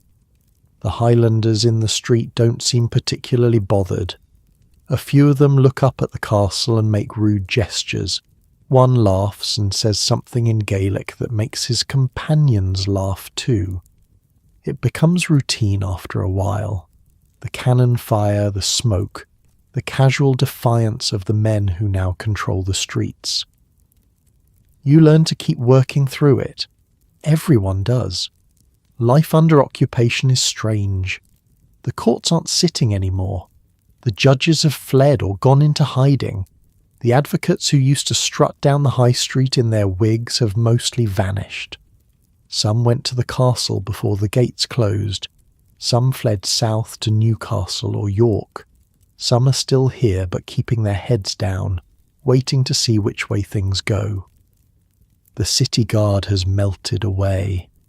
Those tough old men who used to patrol the closes with their staves and lanterns have simply stopped appearing. Nobody gives them orders anymore. Nobody pays them. So they've gone home, or joined one side or the other, or disappeared into the crowds.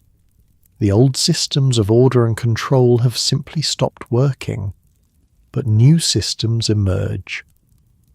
The Jacobites have their own officers patrolling the streets. They're fair mostly. They break up fights. They stop thefts. They keep order in their own way. One afternoon, you see a Highland officer drag a man out of a tavern by his collar. The man had been cheating at cards, apparently.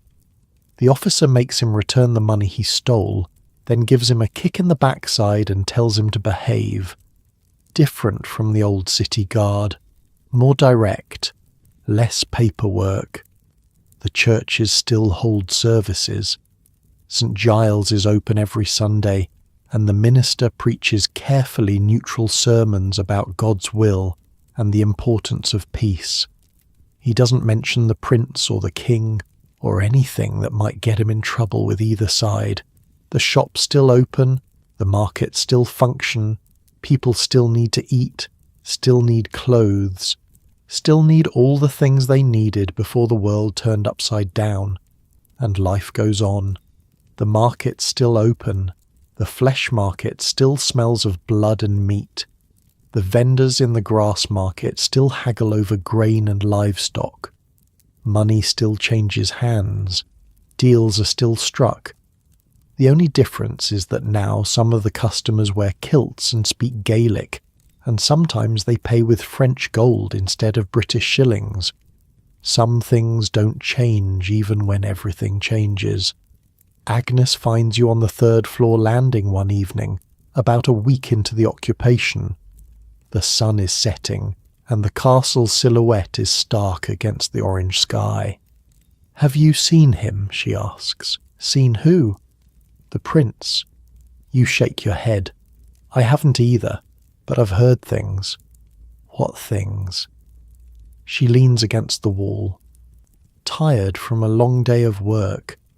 Her mistress has been in a state since the occupation began, demanding constant attention, constantly worried about what's going to happen next.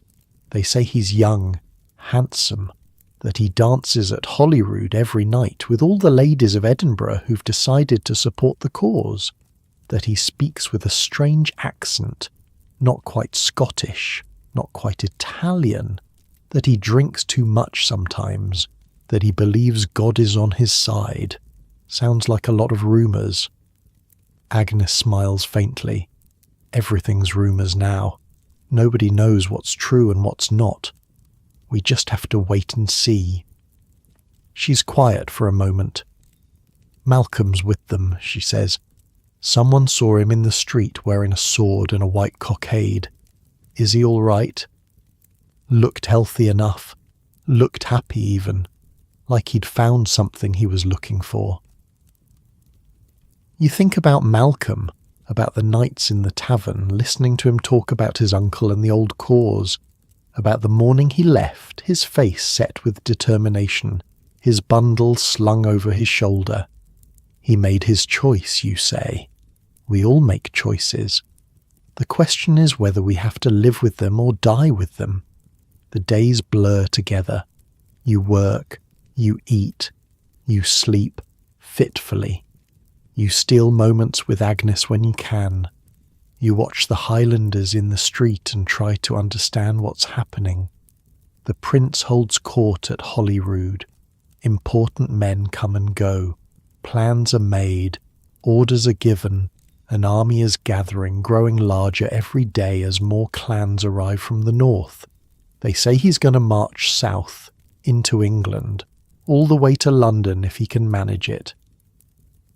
They say he's going to put his father on the throne and restore the Stuart line.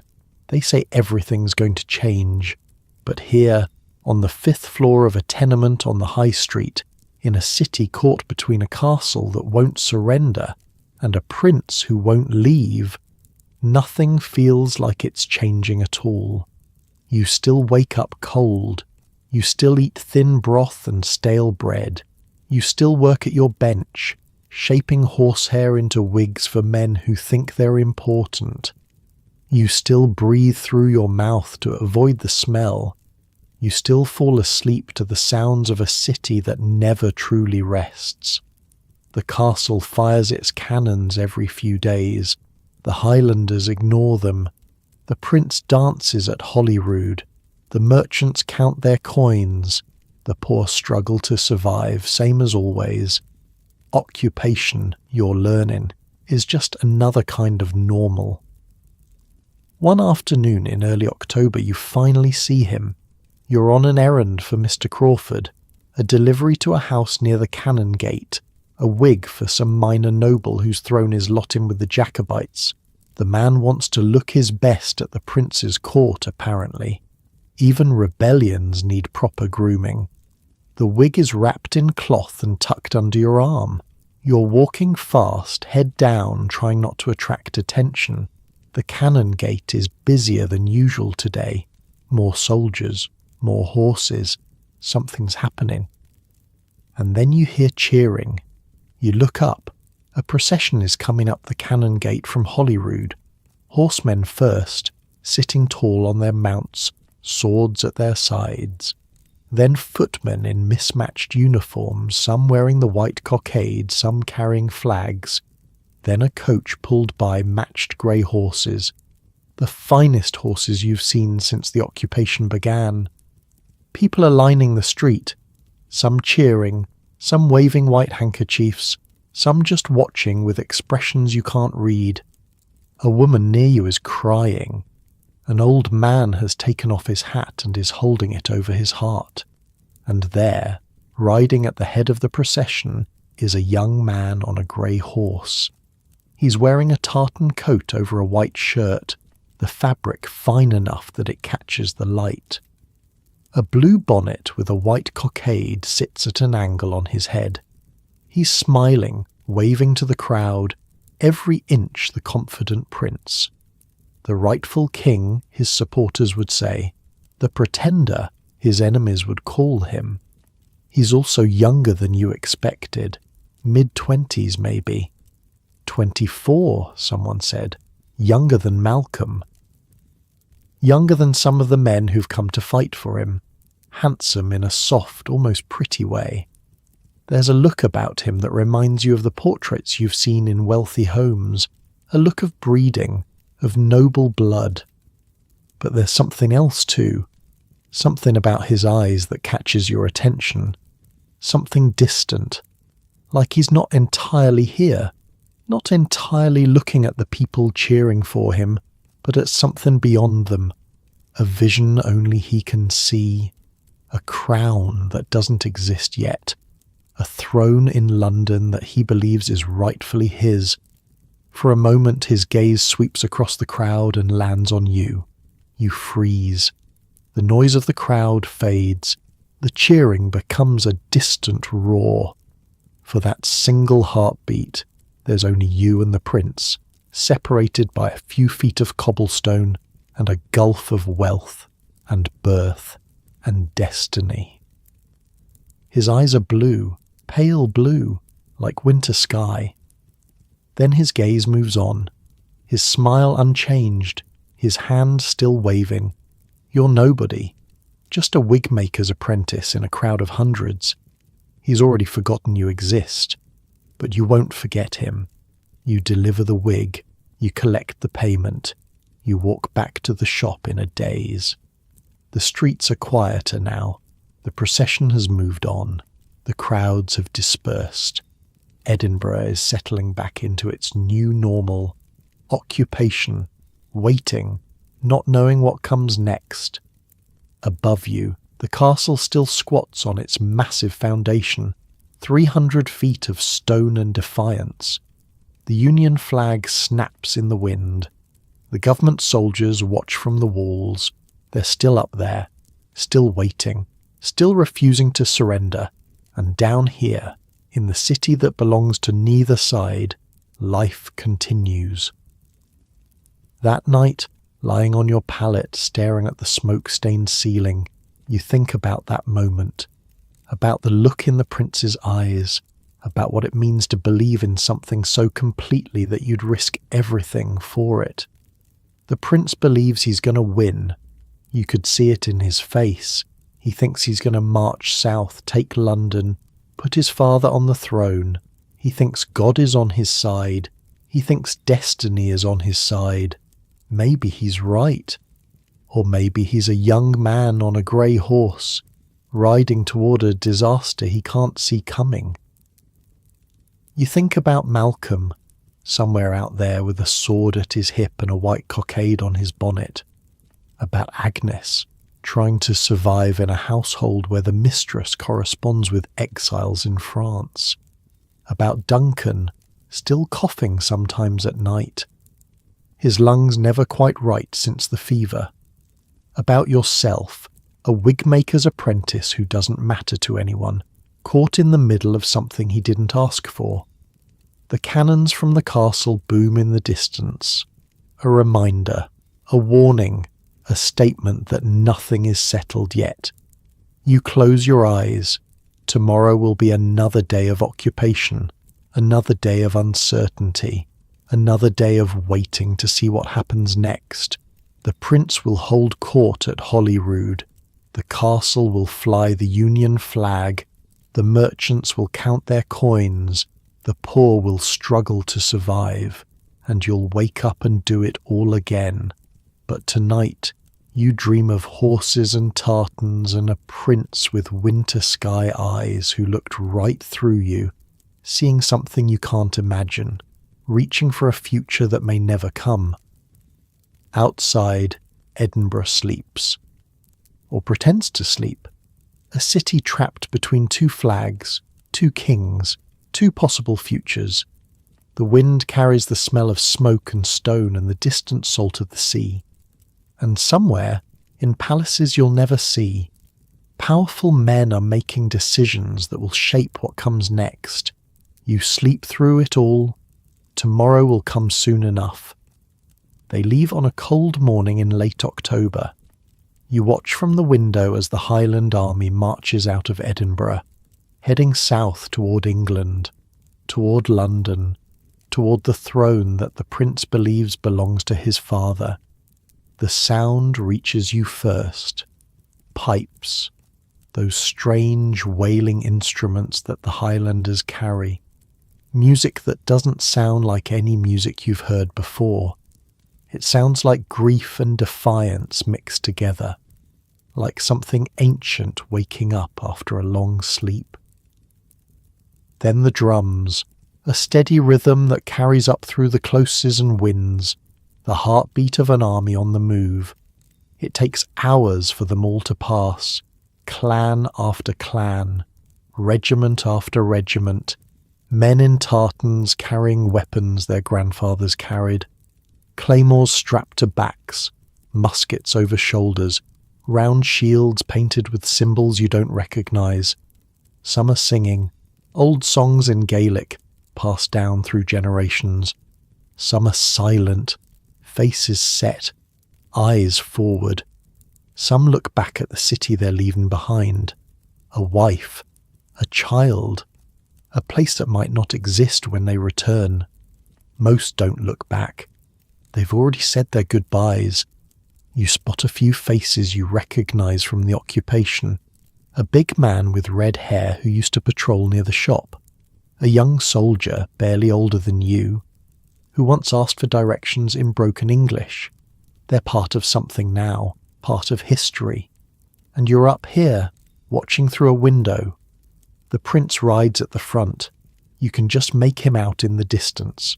That grey horse, that blue bonnet with its white cockade, that straight-backed confidence of a man who believes he's doing God's work. Around him, the clan chiefs ride on horses of their own, men whose names are spoken with reverence or fear, depending on who's speaking, and then they're gone. The last stragglers disappear down the cannon gate toward Holyrood and the road south. The sound of pipes fades to nothing. The streets fall quiet. It's over, or at least this part is over. The streets feel empty after that, not empty of people. There are still thousands living here, going about their business, trying to survive. But empty of something else, that strange energy that came with the occupation, that sense that anything could happen. A skeleton force remains, enough to hold the gates and patrol the streets, enough to remind everyone that the city still belongs to the Jacobites, even if their army is somewhere in England now. The castle still holds too. That hasn't changed. The Union flag still flies. The cannons still fire occasionally. The government soldiers still watch from the walls. 2 flags, 2 armies, 1 city caught between them, and you caught between everything. Winter comes early that year. The first snow falls in November. Not much, just a dusting that melts by noon. But it's enough to remind everyone what's coming. The cold that kills, the darkness that stretches from mid-afternoon to mid-morning. The hunger that gnaws when food is scarce and prices are high. By the end of the month the snow is staying, piling up in the closes, freezing in the gutters, turning the cobblestones into treacherous sheets of ice. You wear everything you own at once. 2 shirts, your coat, a scarf that Agnes gave you, knitted from scraps of wool she saved from her mistress's cast-offs. It's not enough. It's never enough. The cold finds its way through every layer. At night, you and Duncan and William pile your blankets together. Body heat is the only heat that's free. You wake up pressed against Duncan's back, his breathing steady and warm. It should feel strange. It doesn't. It's survival. Food is harder to find now. The flesh market has less meat. What's there costs more. Mistress Crawford stretches the broth thinner and thinner, adding water until it's barely more than flavoured heat. You eat it anyway. You'd eat anything. You spend more time in the shop now. Mr. Crawford doesn't have as many customers as before. The wealthy Jacobites who needed wigs for court have marched south with the army. The advocates and judges who used to buy from him are hiding or fled. Business is slow, but slow is good. Slow means time. Time to sit at your bench and think. Time to watch the snow fall outside the window, drifting down past the stone facades of the buildings across the street. Time to wonder where Malcolm is, whether he's still alive, whether the army has reached London yet. Time to imagine other lives, other futures, other versions of yourself in other places. Time to see Agnes. She comes by most evenings now, not openly. That wouldn't be proper. But she finds excuses, bringing herbs for Duncan, who still coughs sometimes, delivering a message from her mistress to someone in the building, just passing through on her way somewhere else. You meet on the third-floor landing. Your place now, yours and hers. A few stolen minutes in the half-dark, talking in whispers, standing close enough that you can smell the lavender she uses to scent her mistress's linens. What do you talk about? Everything. Nothing.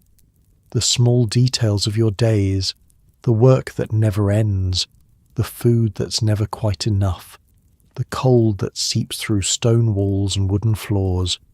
She tells you about her mistress, an older woman, widowed twice, who spends her days writing letters and receiving visitors, a woman with dangerous friends in dangerous places. Agnes doesn't say much about the specifics. She knows better, but you can read between the lines. You tell her about the shop, about Mr. Crawford's silences and Mistress Crawford's stinginess, about Duncan's cough that won't quite go away, about William's endless reading, his lips moving silently as he works through his Bible. Sometimes you don't talk at all. Sometimes you just stand there together, close enough to touch, but not quite touching, listening to the building breathe around you. Those silences feel like something too, like words that don't need to be spoken. You talk about the war too, what little you know of it. News travels slowly in winter. Rumours travel faster, but rumours aren't reliable. Someone heard that the army reached Carlisle. Someone else heard they took Manchester without a fight. A third person swears they've already reached London and the king has fled to Hanover. You don't know what to believe.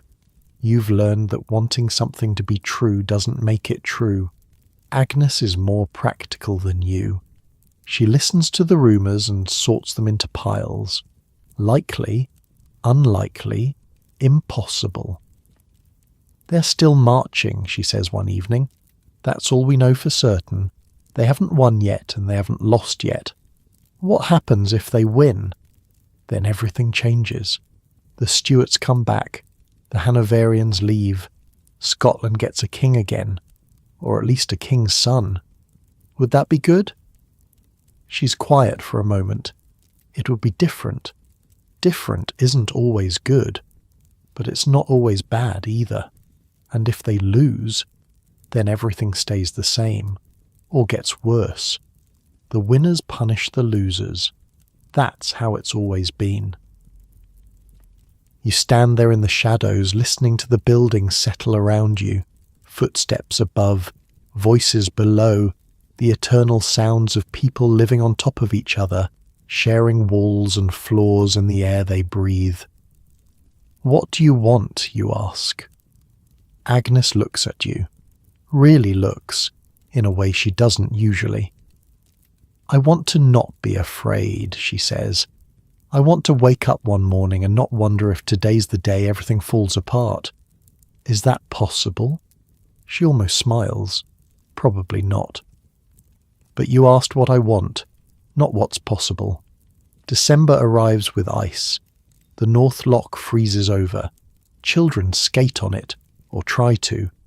They fall down more than they glide, their laughter carrying across the ice like something from a different world. Adults cross it on foot, saving the long walk around.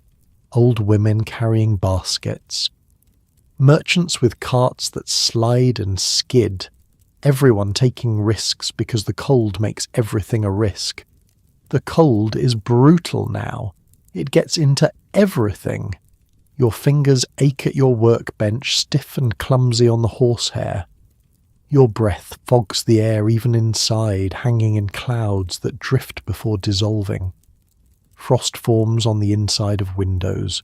Water in the bucket by the door develops a skin of ice overnight, and still no definitive news from the south. Until one day there is. You're in the shop when the messenger arrives. A young man on a lathered horse, the animal's flanks steaming in the cold. He's riding up the high street from the cannon gate, shouting something you can't quite make out. His voice is hoarse. He's been shouting for a while. People emerge from doorways, coats pulled tight, breath pluming. They gather in the street despite the cold, drawn by the urgency in the messenger's voice. Children run alongside the horse, trying to hear what he's saying. The messenger stops in front of the Tronkirk, under the clock tower that marks the hours of Edinburgh's days. He stands up in his stirrups. His face is red from cold and exertion. His cloak is caked with road mud and melting snow. He delivers his news in a voice loud enough for everyone to hear. Derby. The army reached Derby, a town in the heart of England, maybe 120 miles from London, closer than any Scottish army has come in generations, closer than anyone thought possible when they marched out of Edinburgh in October. But they're not going further, they're turning back. A murmur runs through the crowd. Some people gasp, some swear. One woman starts crying, though you can't tell if it's relief or grief. A man near you spits on the ground and mutters something about cowards. The messenger doesn't know all the details, something about the promised French support never arriving. Ships that were supposed to land on the English coast, carrying soldiers and gold, but never came. Something about the English Jacobites not rising up the way the prince expected. They were supposed to flock to his banner. They didn't. Something about the generals overruling the prince and insisting on retreat. A council of war where the men who'd fought in real wars told the young prince that going forward meant death. It doesn't matter why. What matters is that it's over. Oh, the army's still intact, still fighting apparently, still retreating north towards Scotland with government forces pursuing. But the dream of taking London, putting the Stuarts back on the throne, that dream died somewhere on the road between Derby and Carlisle, in a council of war held in a cold English town while the prince raged and wept. The crowd disperses slowly. Some people look relieved, some look devastated. Some, the practical ones, are already calculating what this means for business, for politics, for survival. You walk back into the shop and sit down at your bench. Mr. Crawford comes in a few minutes later. His face is unreadable. "You heard?" you ask. He nods. "What now?" "Now?" He pulls off his gloves, hangs up his coat. "Now we wait. The army will come back to Scotland.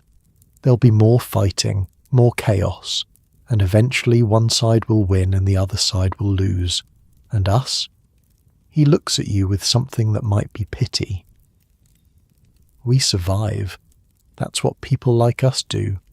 The lords and princes fight their wars and people like us try not to get crushed underneath." He picks up a wig that's been waiting for its final touches, turns it over in his hands. "Get back to work," he says. "Whatever happens next, people will still need wigs. You get back to work." That night you find Agnes on the landing. She's already heard. Malcolm, you say? He's with the army. He's coming back this way, if he's still alive. You don't want to think about that.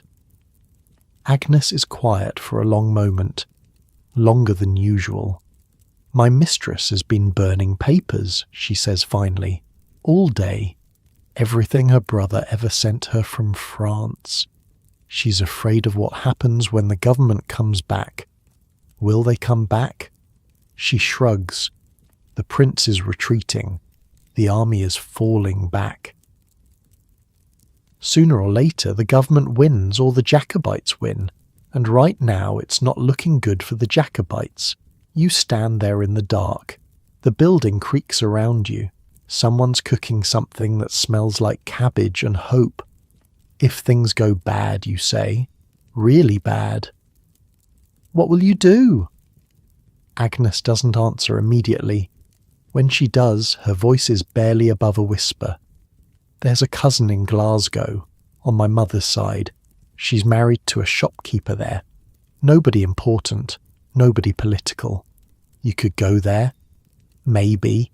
If I had to. If things got dangerous. She looks at you. What about you? You haven't thought about it. Not really.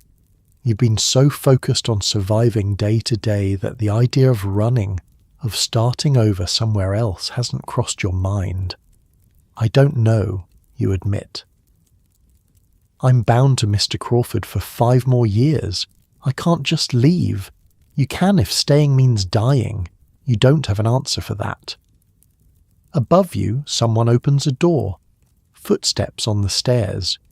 You both go quiet until the person passes. I should go, Agnes says, but she doesn't move. Not right away. Jamie. Yeah? Whatever happens. Whatever comes next. I'm glad we met. I'm glad you're here. And then she's gone. Down the stairs. Back to her mistress and the burning papers and whatever comes next. You climb up to your room. Duncan is asleep, his breathing steady, his face peaceful in the candlelight. William is reading his Bible by candlelight, his lips moving silently, his finger tracing lines of scripture. The empty space where Malcolm's pallet used to be feels larger than it should, a gap where a person used to exist. You lie down and stare at the ceiling. The smoke stains make patterns up there, shapes that change depending on how you look at them. A face, a horse, a crown. Your eyes find different pictures every night. Derby, 120 miles from London, so close, and now retreating. Somewhere out there, an army is marching north through the winter, sleeping in fields, crossing frozen rivers, fighting rearguard actions against government cavalry. Somewhere out there, Malcolm is carrying a sword he may or may not have used. Is he wounded? Is he afraid? Is he still singing those old songs, the ones about glory and victory? Somewhere out there, a prince is watching his dream collapse. The young man with the pale blue eyes, the one who looked through you on the cannon gate, the one who believed God was on his side. What does he believe now? And here, in a tenement on the high street, a wig-maker's apprentice is thinking about a servant girl with dark eyes and a cousin in Glasgow. The cold seeps through the walls. You can feel it in your bones. The building settles into the night, creaking and groaning like an old man turning over in his sleep. Tomorrow will bring more uncertainty, more waiting, more trying to read the future in rumours and fragments, more wondering what happens next. The army will keep retreating, the government will keep advancing, and somewhere between those two forces ordinary people will keep trying to survive. But tonight you think about Agnes's words. I'm glad we met. I'm glad you're here. In a city waiting to see which flag will fly over it, those words feel like something solid, something to hold on to, something that might survive whatever comes next. Outside, snow is falling again, soft and steady, covering the city in white, hiding the filth and the chaos beneath a blanket of cold beauty. You close your eyes. Sleep comes easier than you expected, and somewhere in your dreams you hear pipes playing, that strange wailing music, fading slowly into silence. The new year comes with no celebration. Hogmanay passes quietly. A few people light bonfires in the grass market like they always do, but the fires are smaller this year. The singing is muted. Nobody knows what the new year will bring, and that uncertainty hangs over everything like smoke. 1746. You stand at the window on New Year's morning and watch the city wake up. The castle squats on its ancient rock, that great plug of stone that has held fortresses for 1,000 years. The Union flag snaps in the wind. Down below, in the closes and winds, people are stirring, carrying water, emptying chamber pots, starting the fires that will keep them alive for another day. Everything looks the same as it did yesterday, but something has shifted. You can feel it. The army is coming back, not in triumph, not with London conquered and the Stuarts restored. They're coming back because they failed, because the dream died at Derby and everything since has been retreat and defeat. The first refugees arrive in mid-January. They come straggling up the high street from the Cannon Gate.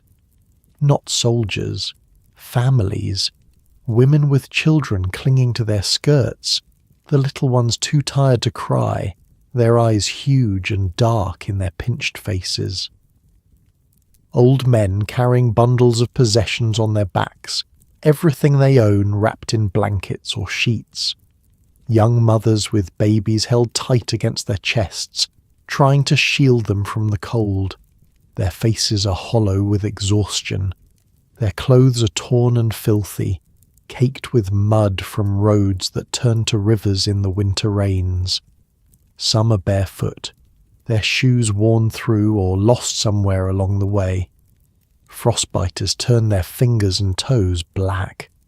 They've been walking for days, weeks maybe, fleeing ahead of the government forces that are pursuing the retreating army, fleeing the retribution that follows defeat. They tell stories in broken voices.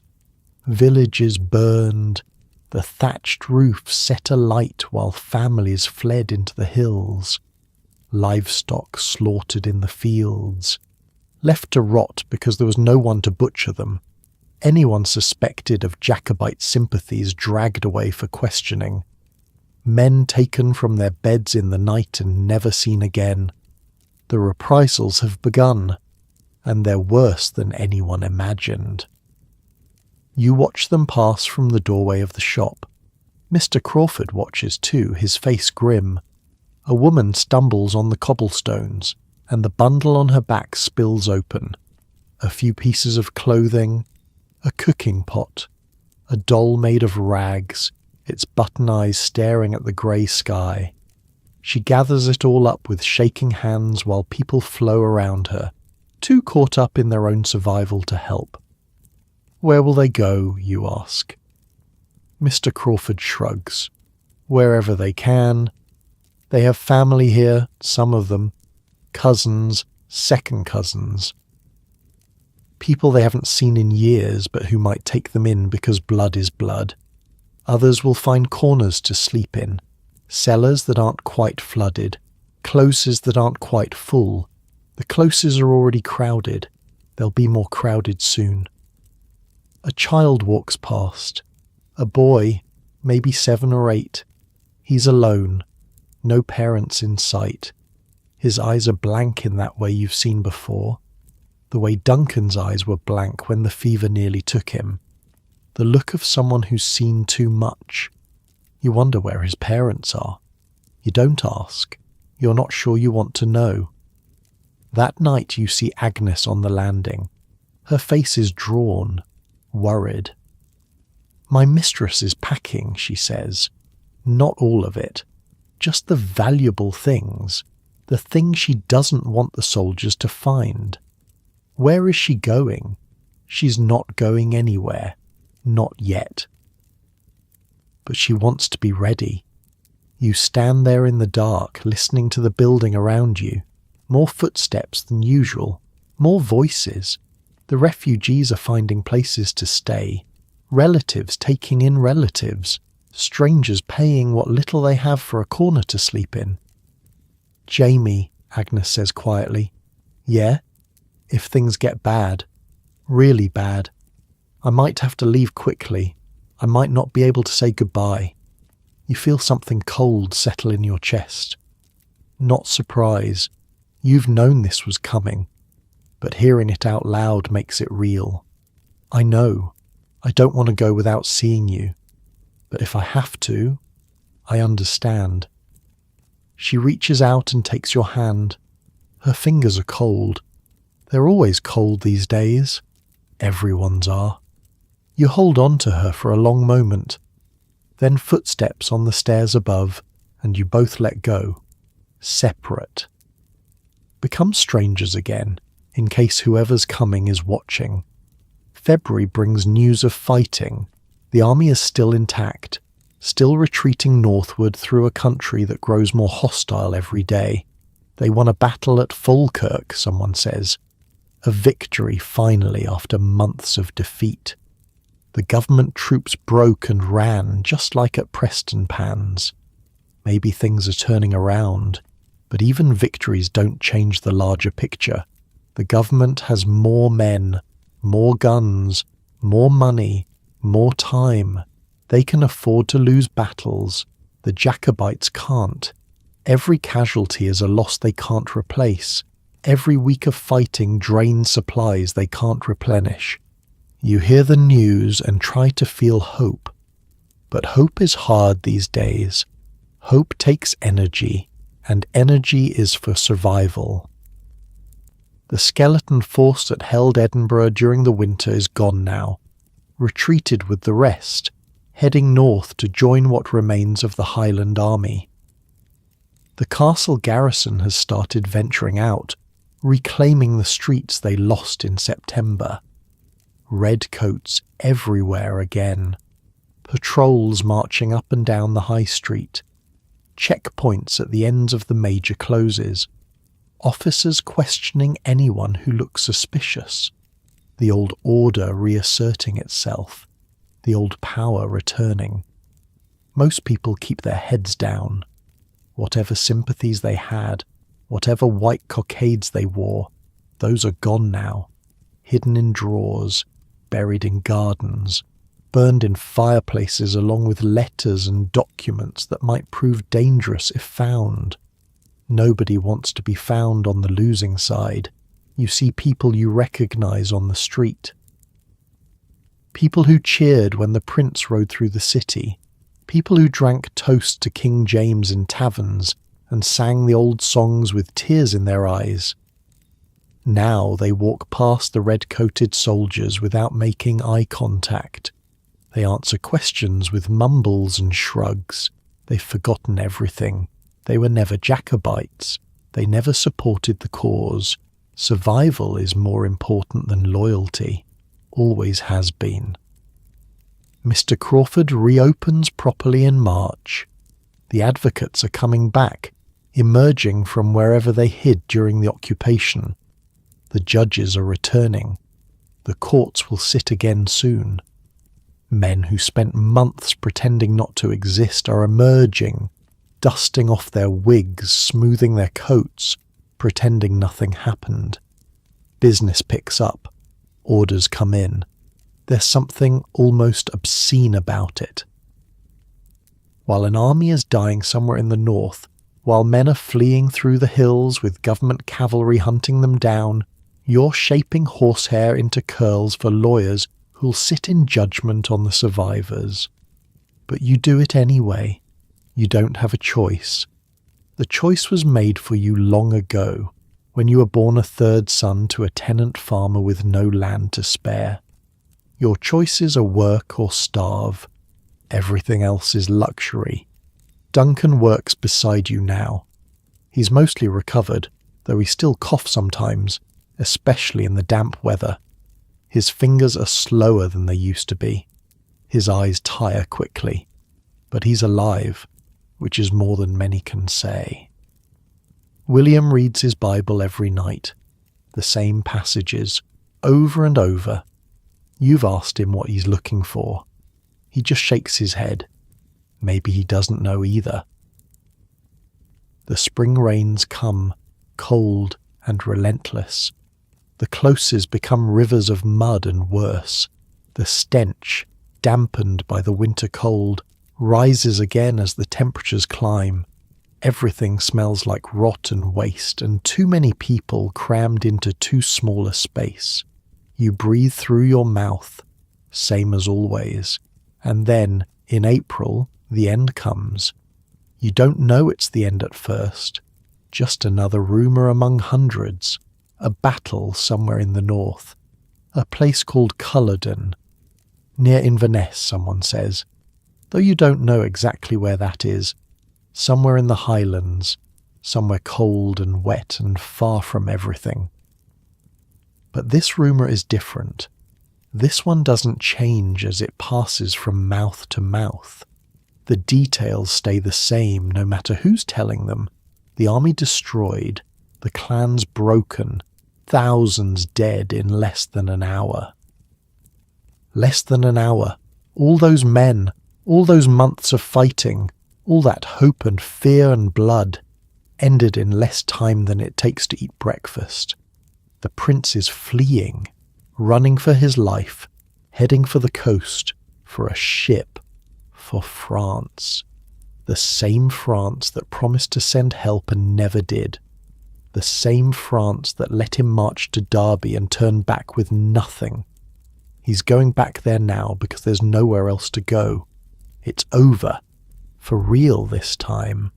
No more rallying, no more hoping, no more believing that something might change. The news reaches Edinburgh on a grey morning in late April. Official this time. Proclamations read in the market squares by men in government uniforms. Church bells ringing, not in mourning but in celebration. Bonfires lit in the grass market. The government celebrating its victory. You're in the shop when you hear the bells. Mr. Crawford pauses in his work, listens, then goes back to what he was doing. His face shows nothing. He's been in this city for 40 years. He's seen rebellions come and go. He knows better than to show what he's feeling. You think about Malcolm. You've been thinking about him a lot lately, wondering if he was at Culloden, if he stood in the Highland charge that everyone's talking about, if he ran toward the government guns with his claymore raised, screaming in Gaelic, believing that courage could overcome artillery, if he's one of the thousands lying dead in some northern field, his body left to rot because there's no one to bury him, if he's running, like the prince, trying to escape before the government catches up with him, if he's been captured, if he's in chains somewhere, waiting for a trial that will end with a rope, you'll probably never know. Men disappear in wars. They walk into battles and never walk out, and nobody sends word to the people who knew them. They just become gaps, empty spaces where people used to be, names that stop being spoken until eventually nobody remembers them at all. Like Malcolm's pallet, still empty, still waiting for someone who's probably never coming back. That evening, you find Agnes on the landing. She's been crying. Her eyes are red. Her hands shake slightly. She looks smaller somehow. Older. Like the news has aged her in a single day. It's over, she says. I know. My mistress is leaving. Tomorrow morning. She has a cousin in Stirling who'll take her in. A distant enough connection that maybe no one will think to look for her there. Distant enough that the letters from France might not follow. What about you? Agnes takes a deep breath, lets it out slowly. She's taking me with her, Says she needs a servant she can trust, someone who won't talk about what she's seen or heard. Says I'll be safer there than here. You feel the floor tilt slightly beneath your feet. You knew this was coming. You've known for months. Ever since she mentioned that cousin in Glasgow. Ever since she started talking about what happens if things get bad. But knowing something and feeling it happen are different things. When do you leave? Dawn. Before the patrols are properly out. Before anyone's asking questions about who's going where and why. You stand there in the half dark. The building creaks around you. Someone's baby is crying 3 floors up. That thin, exhausted wail that means hunger or sickness or both. A man's voice is raised in anger somewhere below. The sounds of life going on, oblivious to the ending that's happening right here, on this landing, between 2 people who found each other in the middle of chaos. The light from somewhere below catches Agnes's face, her cheekbones sharp under the skin, her eyes dark and deep. She's beautiful. She's always been beautiful. You just never had the words to say it. I don't want to go, Agnes says. I know, but I have to. You understand that, right? If I stay, if they find out about my mistress's letters, about her brother in France, about the money she sent to support the cause. She doesn't finish. She doesn't have to. I understand. You do. That's the worst part. You understand completely. Survival isn't about what you want. It's about what you have to do. It's about making choices that hurt because the alternative is worse. Agnes steps closer, close enough that you can see the tears on her cheeks, the way they catch the faint light, close enough that you can smell the lavender she uses in her mistress's linens, close enough that if you reached out you could touch her, hold her, pretend for a moment that nothing is ending. I'll come back, she says, when things settle, when it's safe. I'll come back to Edinburgh and I'll find you. I'll look for the wig-maker's shop on the high street, and I'll ask for the apprentice named Jamie, and I'll find you. You want to believe her.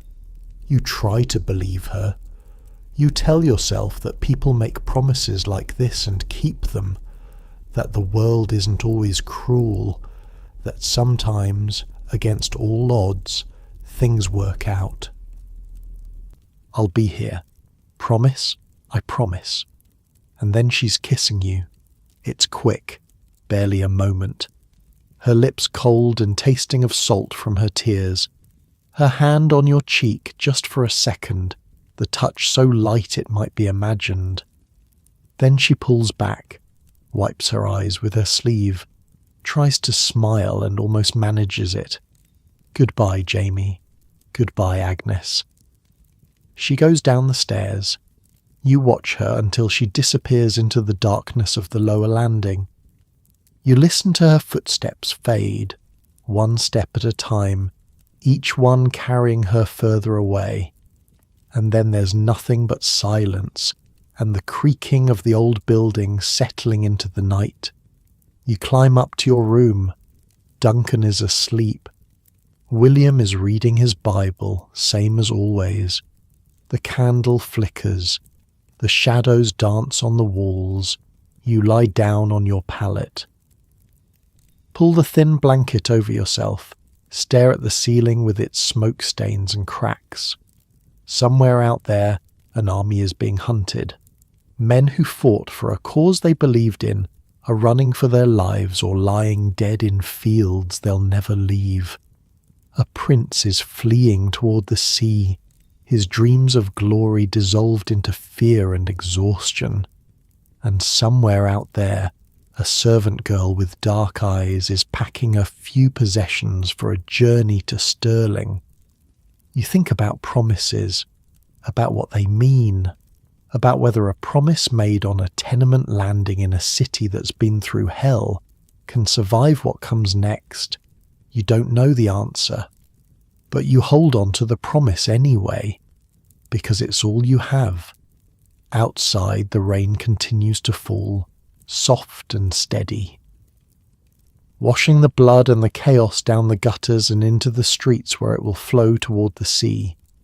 Edinburgh sleeps, or pretends to sleep, a city that has seen too much, that has been occupied and fought over and used as a pawn in a game played by kings and princes. And in the morning, when the sun rises over the rooftops and the castle's shadow stretches across the old town, Agnes will be gone. But you'll still be here, still making wigs, still surviving. That's what people like you do. The candle burns down to nothing. The room goes dark. You close your eyes. Sleep comes slowly, but it comes.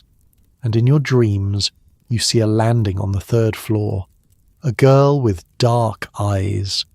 A promise that might mean something, or might not. Time will tell. The prisoners come in May. You see them from the shop window. A long column of men shuffling up the high street, their hands bound with rough rope that's cut into their wrists, their clothes torn and filthy from weeks of marching. Government soldiers walk on either side, muskets ready, bayonets fixed. Their red coats are bright against the grey Edinburgh stone. They look well fed, rested, victorious. Everything the prisoners are not. These are the survivors. The ones who didn't die at Culloden, cut down by artillery or bayoneted where they fell.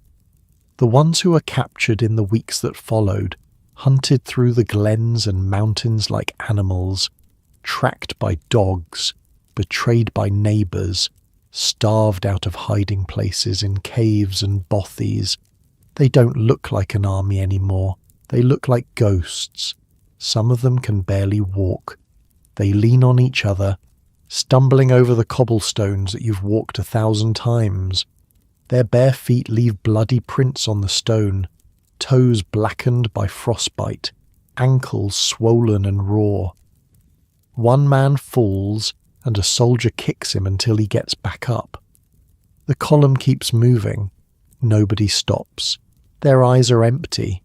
The look of men who've already died in every way that matters.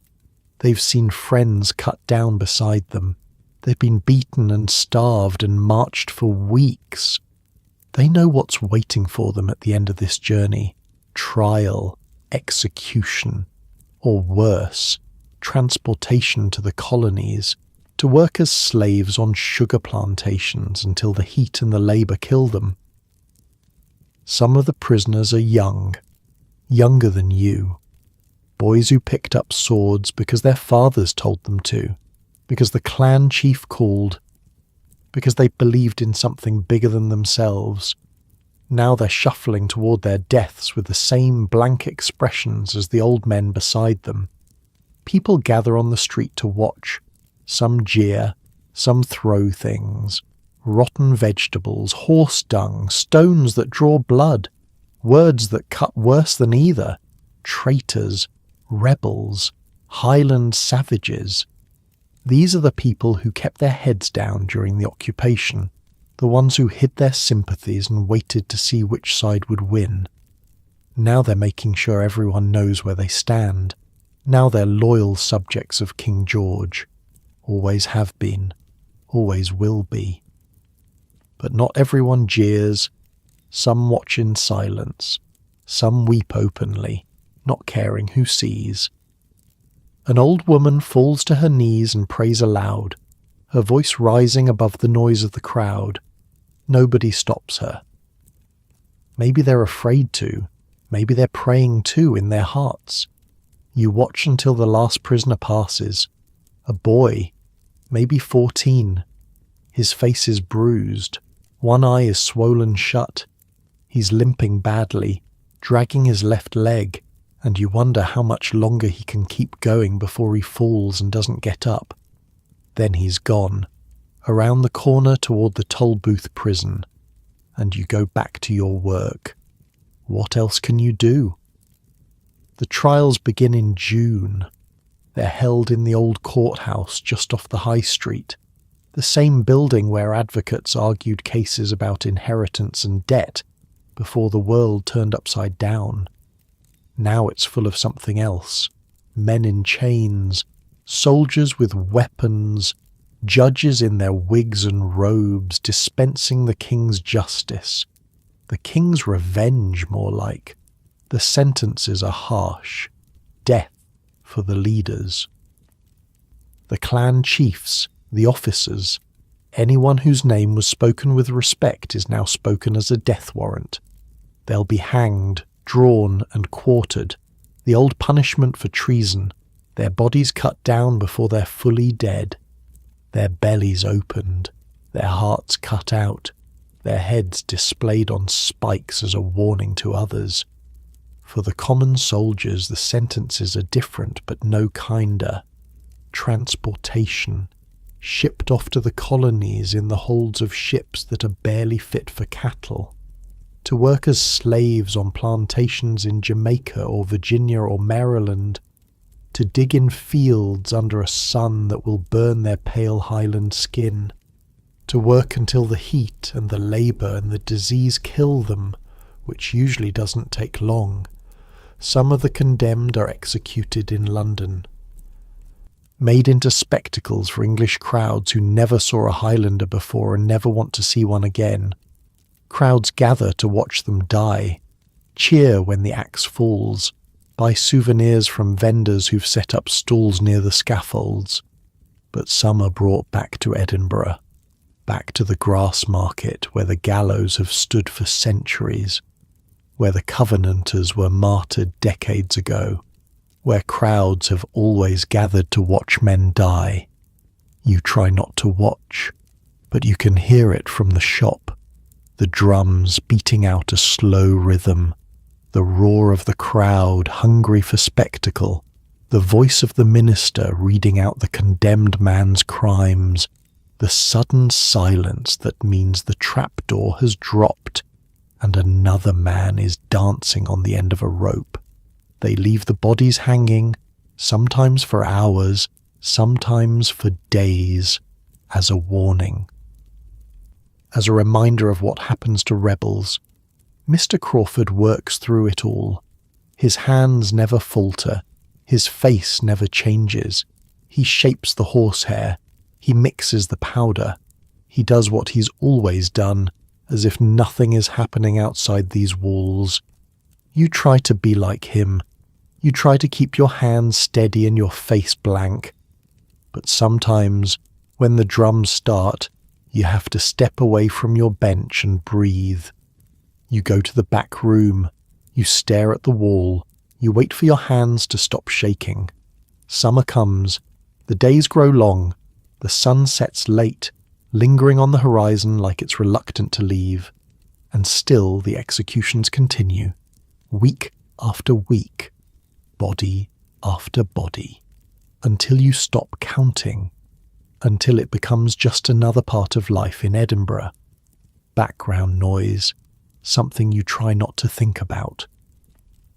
One morning in early July, a caddie comes to the shop, the same caddie who warned you about the ships a year ago. He looks older now, thinner.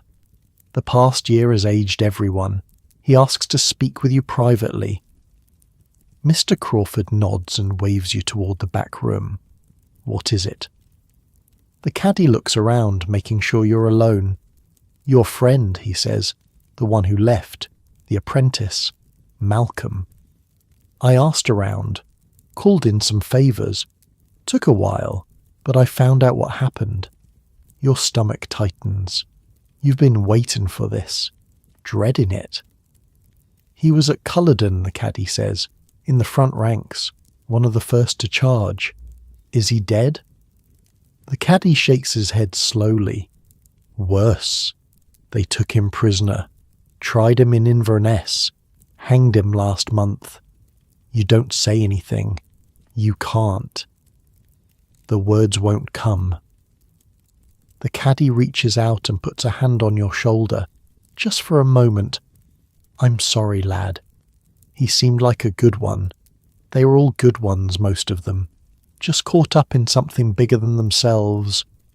Then he's gone, back to the streets, back to the business of knowing everything and everyone. You stand in the back room for a long time. The sounds of the city drift in through the window, carts rattling, people shouting.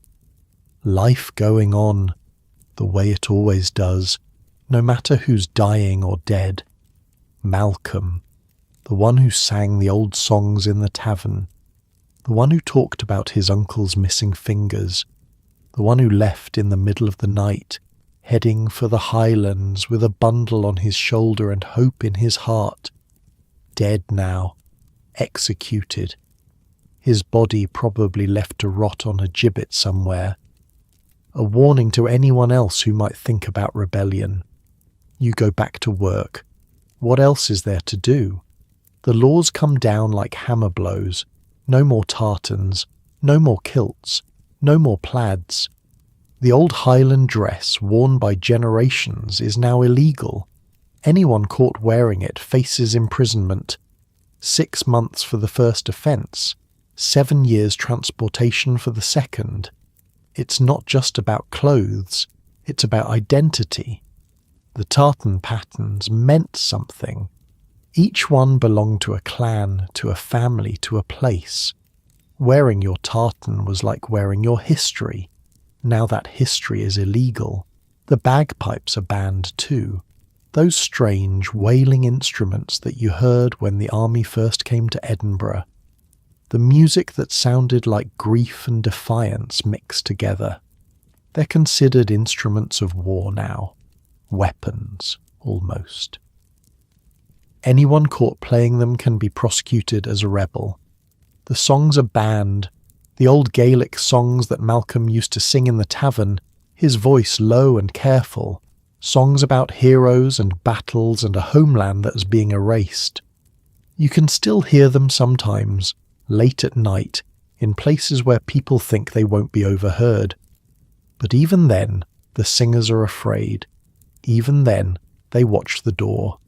The clan chiefs lose their power, their ancient right to dispense justice on their lands, their authority over the men who served them. The bonds of loyalty that held Highland society together for centuries are being cut, one by one. The government calls it pacification, civilization, bringing the Highlands into the modern world. But it doesn't look like civilization. It looks like destruction. You hear stories from the north. Terrible stories. Villages burned, every house put to the torch while families flee into the hills with nothing but the clothes on their backs, cattle seized, sheep slaughtered, the livestock that people depended on for survival, killed and left to rot because there's no one to use them.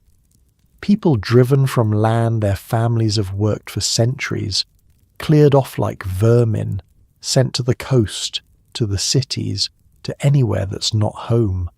Some try to stay. They hide in caves. They live off whatever they can find. Most of them die, of cold, of hunger, of the soldiers who hunt them down and show no mercy. It's not just punishment, it's annihilation. The government isn't just defeating the rebellion.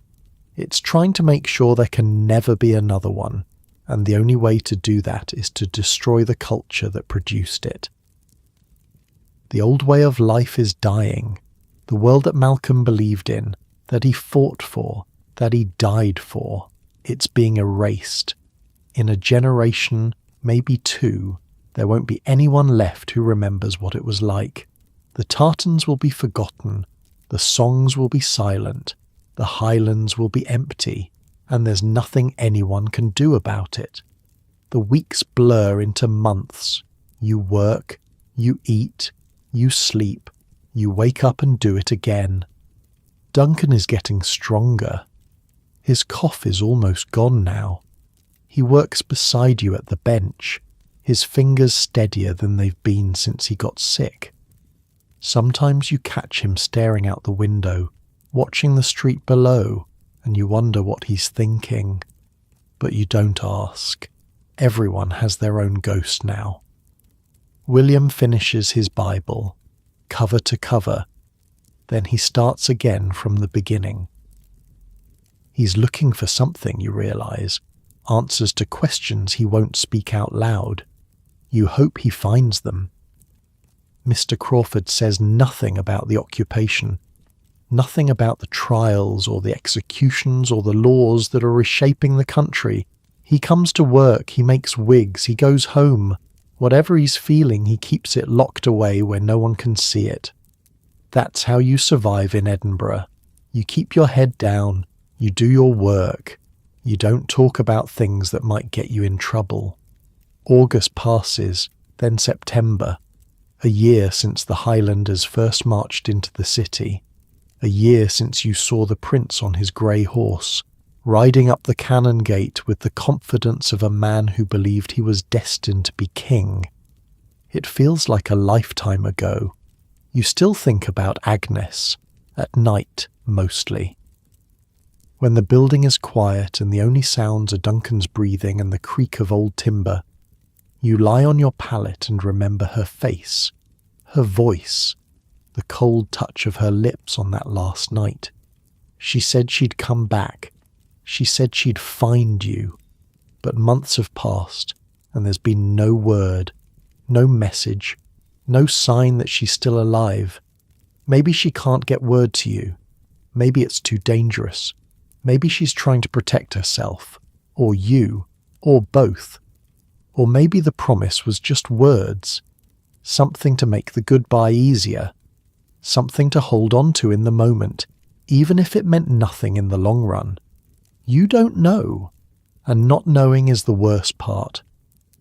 The autumn rains come. The closes turn to rivers of mud again. The cold creeps back into the city, into the stones, into your bones. Another winter in Edinburgh. Another season of darkness and cold and trying to stay alive. You're 17 now, still an apprentice, still years away from being a journeyman, from having any say in your own life. But you're different than you were a year ago. You've seen things, lived through things, learned things about the world and about yourself that you never wanted to learn. You've learned that causes don't always win, even when they're passionate. That belief doesn't stop bullets. That promises made in the dark don't always survive the light. You've learned that survival is its own kind of victory. That waking up each morning, putting one foot in front of the other, doing the work that needs to be done, that's not nothing. That's not giving up. That's just life, going on the way it always has, no matter what kings and princes do. One evening in late November, you find yourself on the third-floor landing. You're not sure why you came here. You were on your way up from fetching water, and your feet just stopped. This is where you used to meet Agnes. This is where you talked in whispers, where she kissed you goodbye. The landing is empty now. The door to her mistress's apartment is closed. New tenants, someone said, a merchant's family from Glasgow. They don't know anything about the woman who lived here before. They don't want to know. You stand there for a long moment. The building creaks around you. The same sounds you've heard 1,000 times. Voices and footsteps and the endless noise of too many people living too close together. But Agnes's voice isn't among them. Her footsteps are gone. You think about the promise you made. I'll be here. You are here. You've kept your half of it. Maybe someday she'll keep hers, or maybe she won't. Maybe she's already forgotten you. Maybe she started a new life in Stirling, with new people, new routines, new reasons to keep going. You wouldn't blame her. That's what survival looks like sometimes. Letting go of the past so you can keep moving forward. You take a deep breath, let it out slowly. Then you pick up your water bucket and keep climbing. One foot after another, One day after another, that's all any of us can do. The first snow of winter falls on the last day of November. You watch it from the shop window, soft white flakes drifting down past the stone facades of the buildings across the street, covering the filth and the chaos beneath a blanket of cold beauty. The city looks peaceful, almost innocent. Like nothing bad ever happened here, like the blood and the suffering and the death were just a dream you had once. But you know better. You turn back to your work, a wig for a judge, one of the men who's been sentencing Jacobite prisoners to death all summer. His wig needs new curls, fresh powder. He wants to look respectable when he sends the next batch to the gallows. You make his wig anyway. You shape the horsehair. You mix the powder. You do the work that keeps you fed and housed and alive. That's the deal. That's the bargain you've made with the world. Outside, the snow keeps falling. Inside, you keep working. And somewhere, in the space between memory and hope, you hold on to the thought of a girl with dark eyes who might someday find her way back to Edinburgh. It's not much,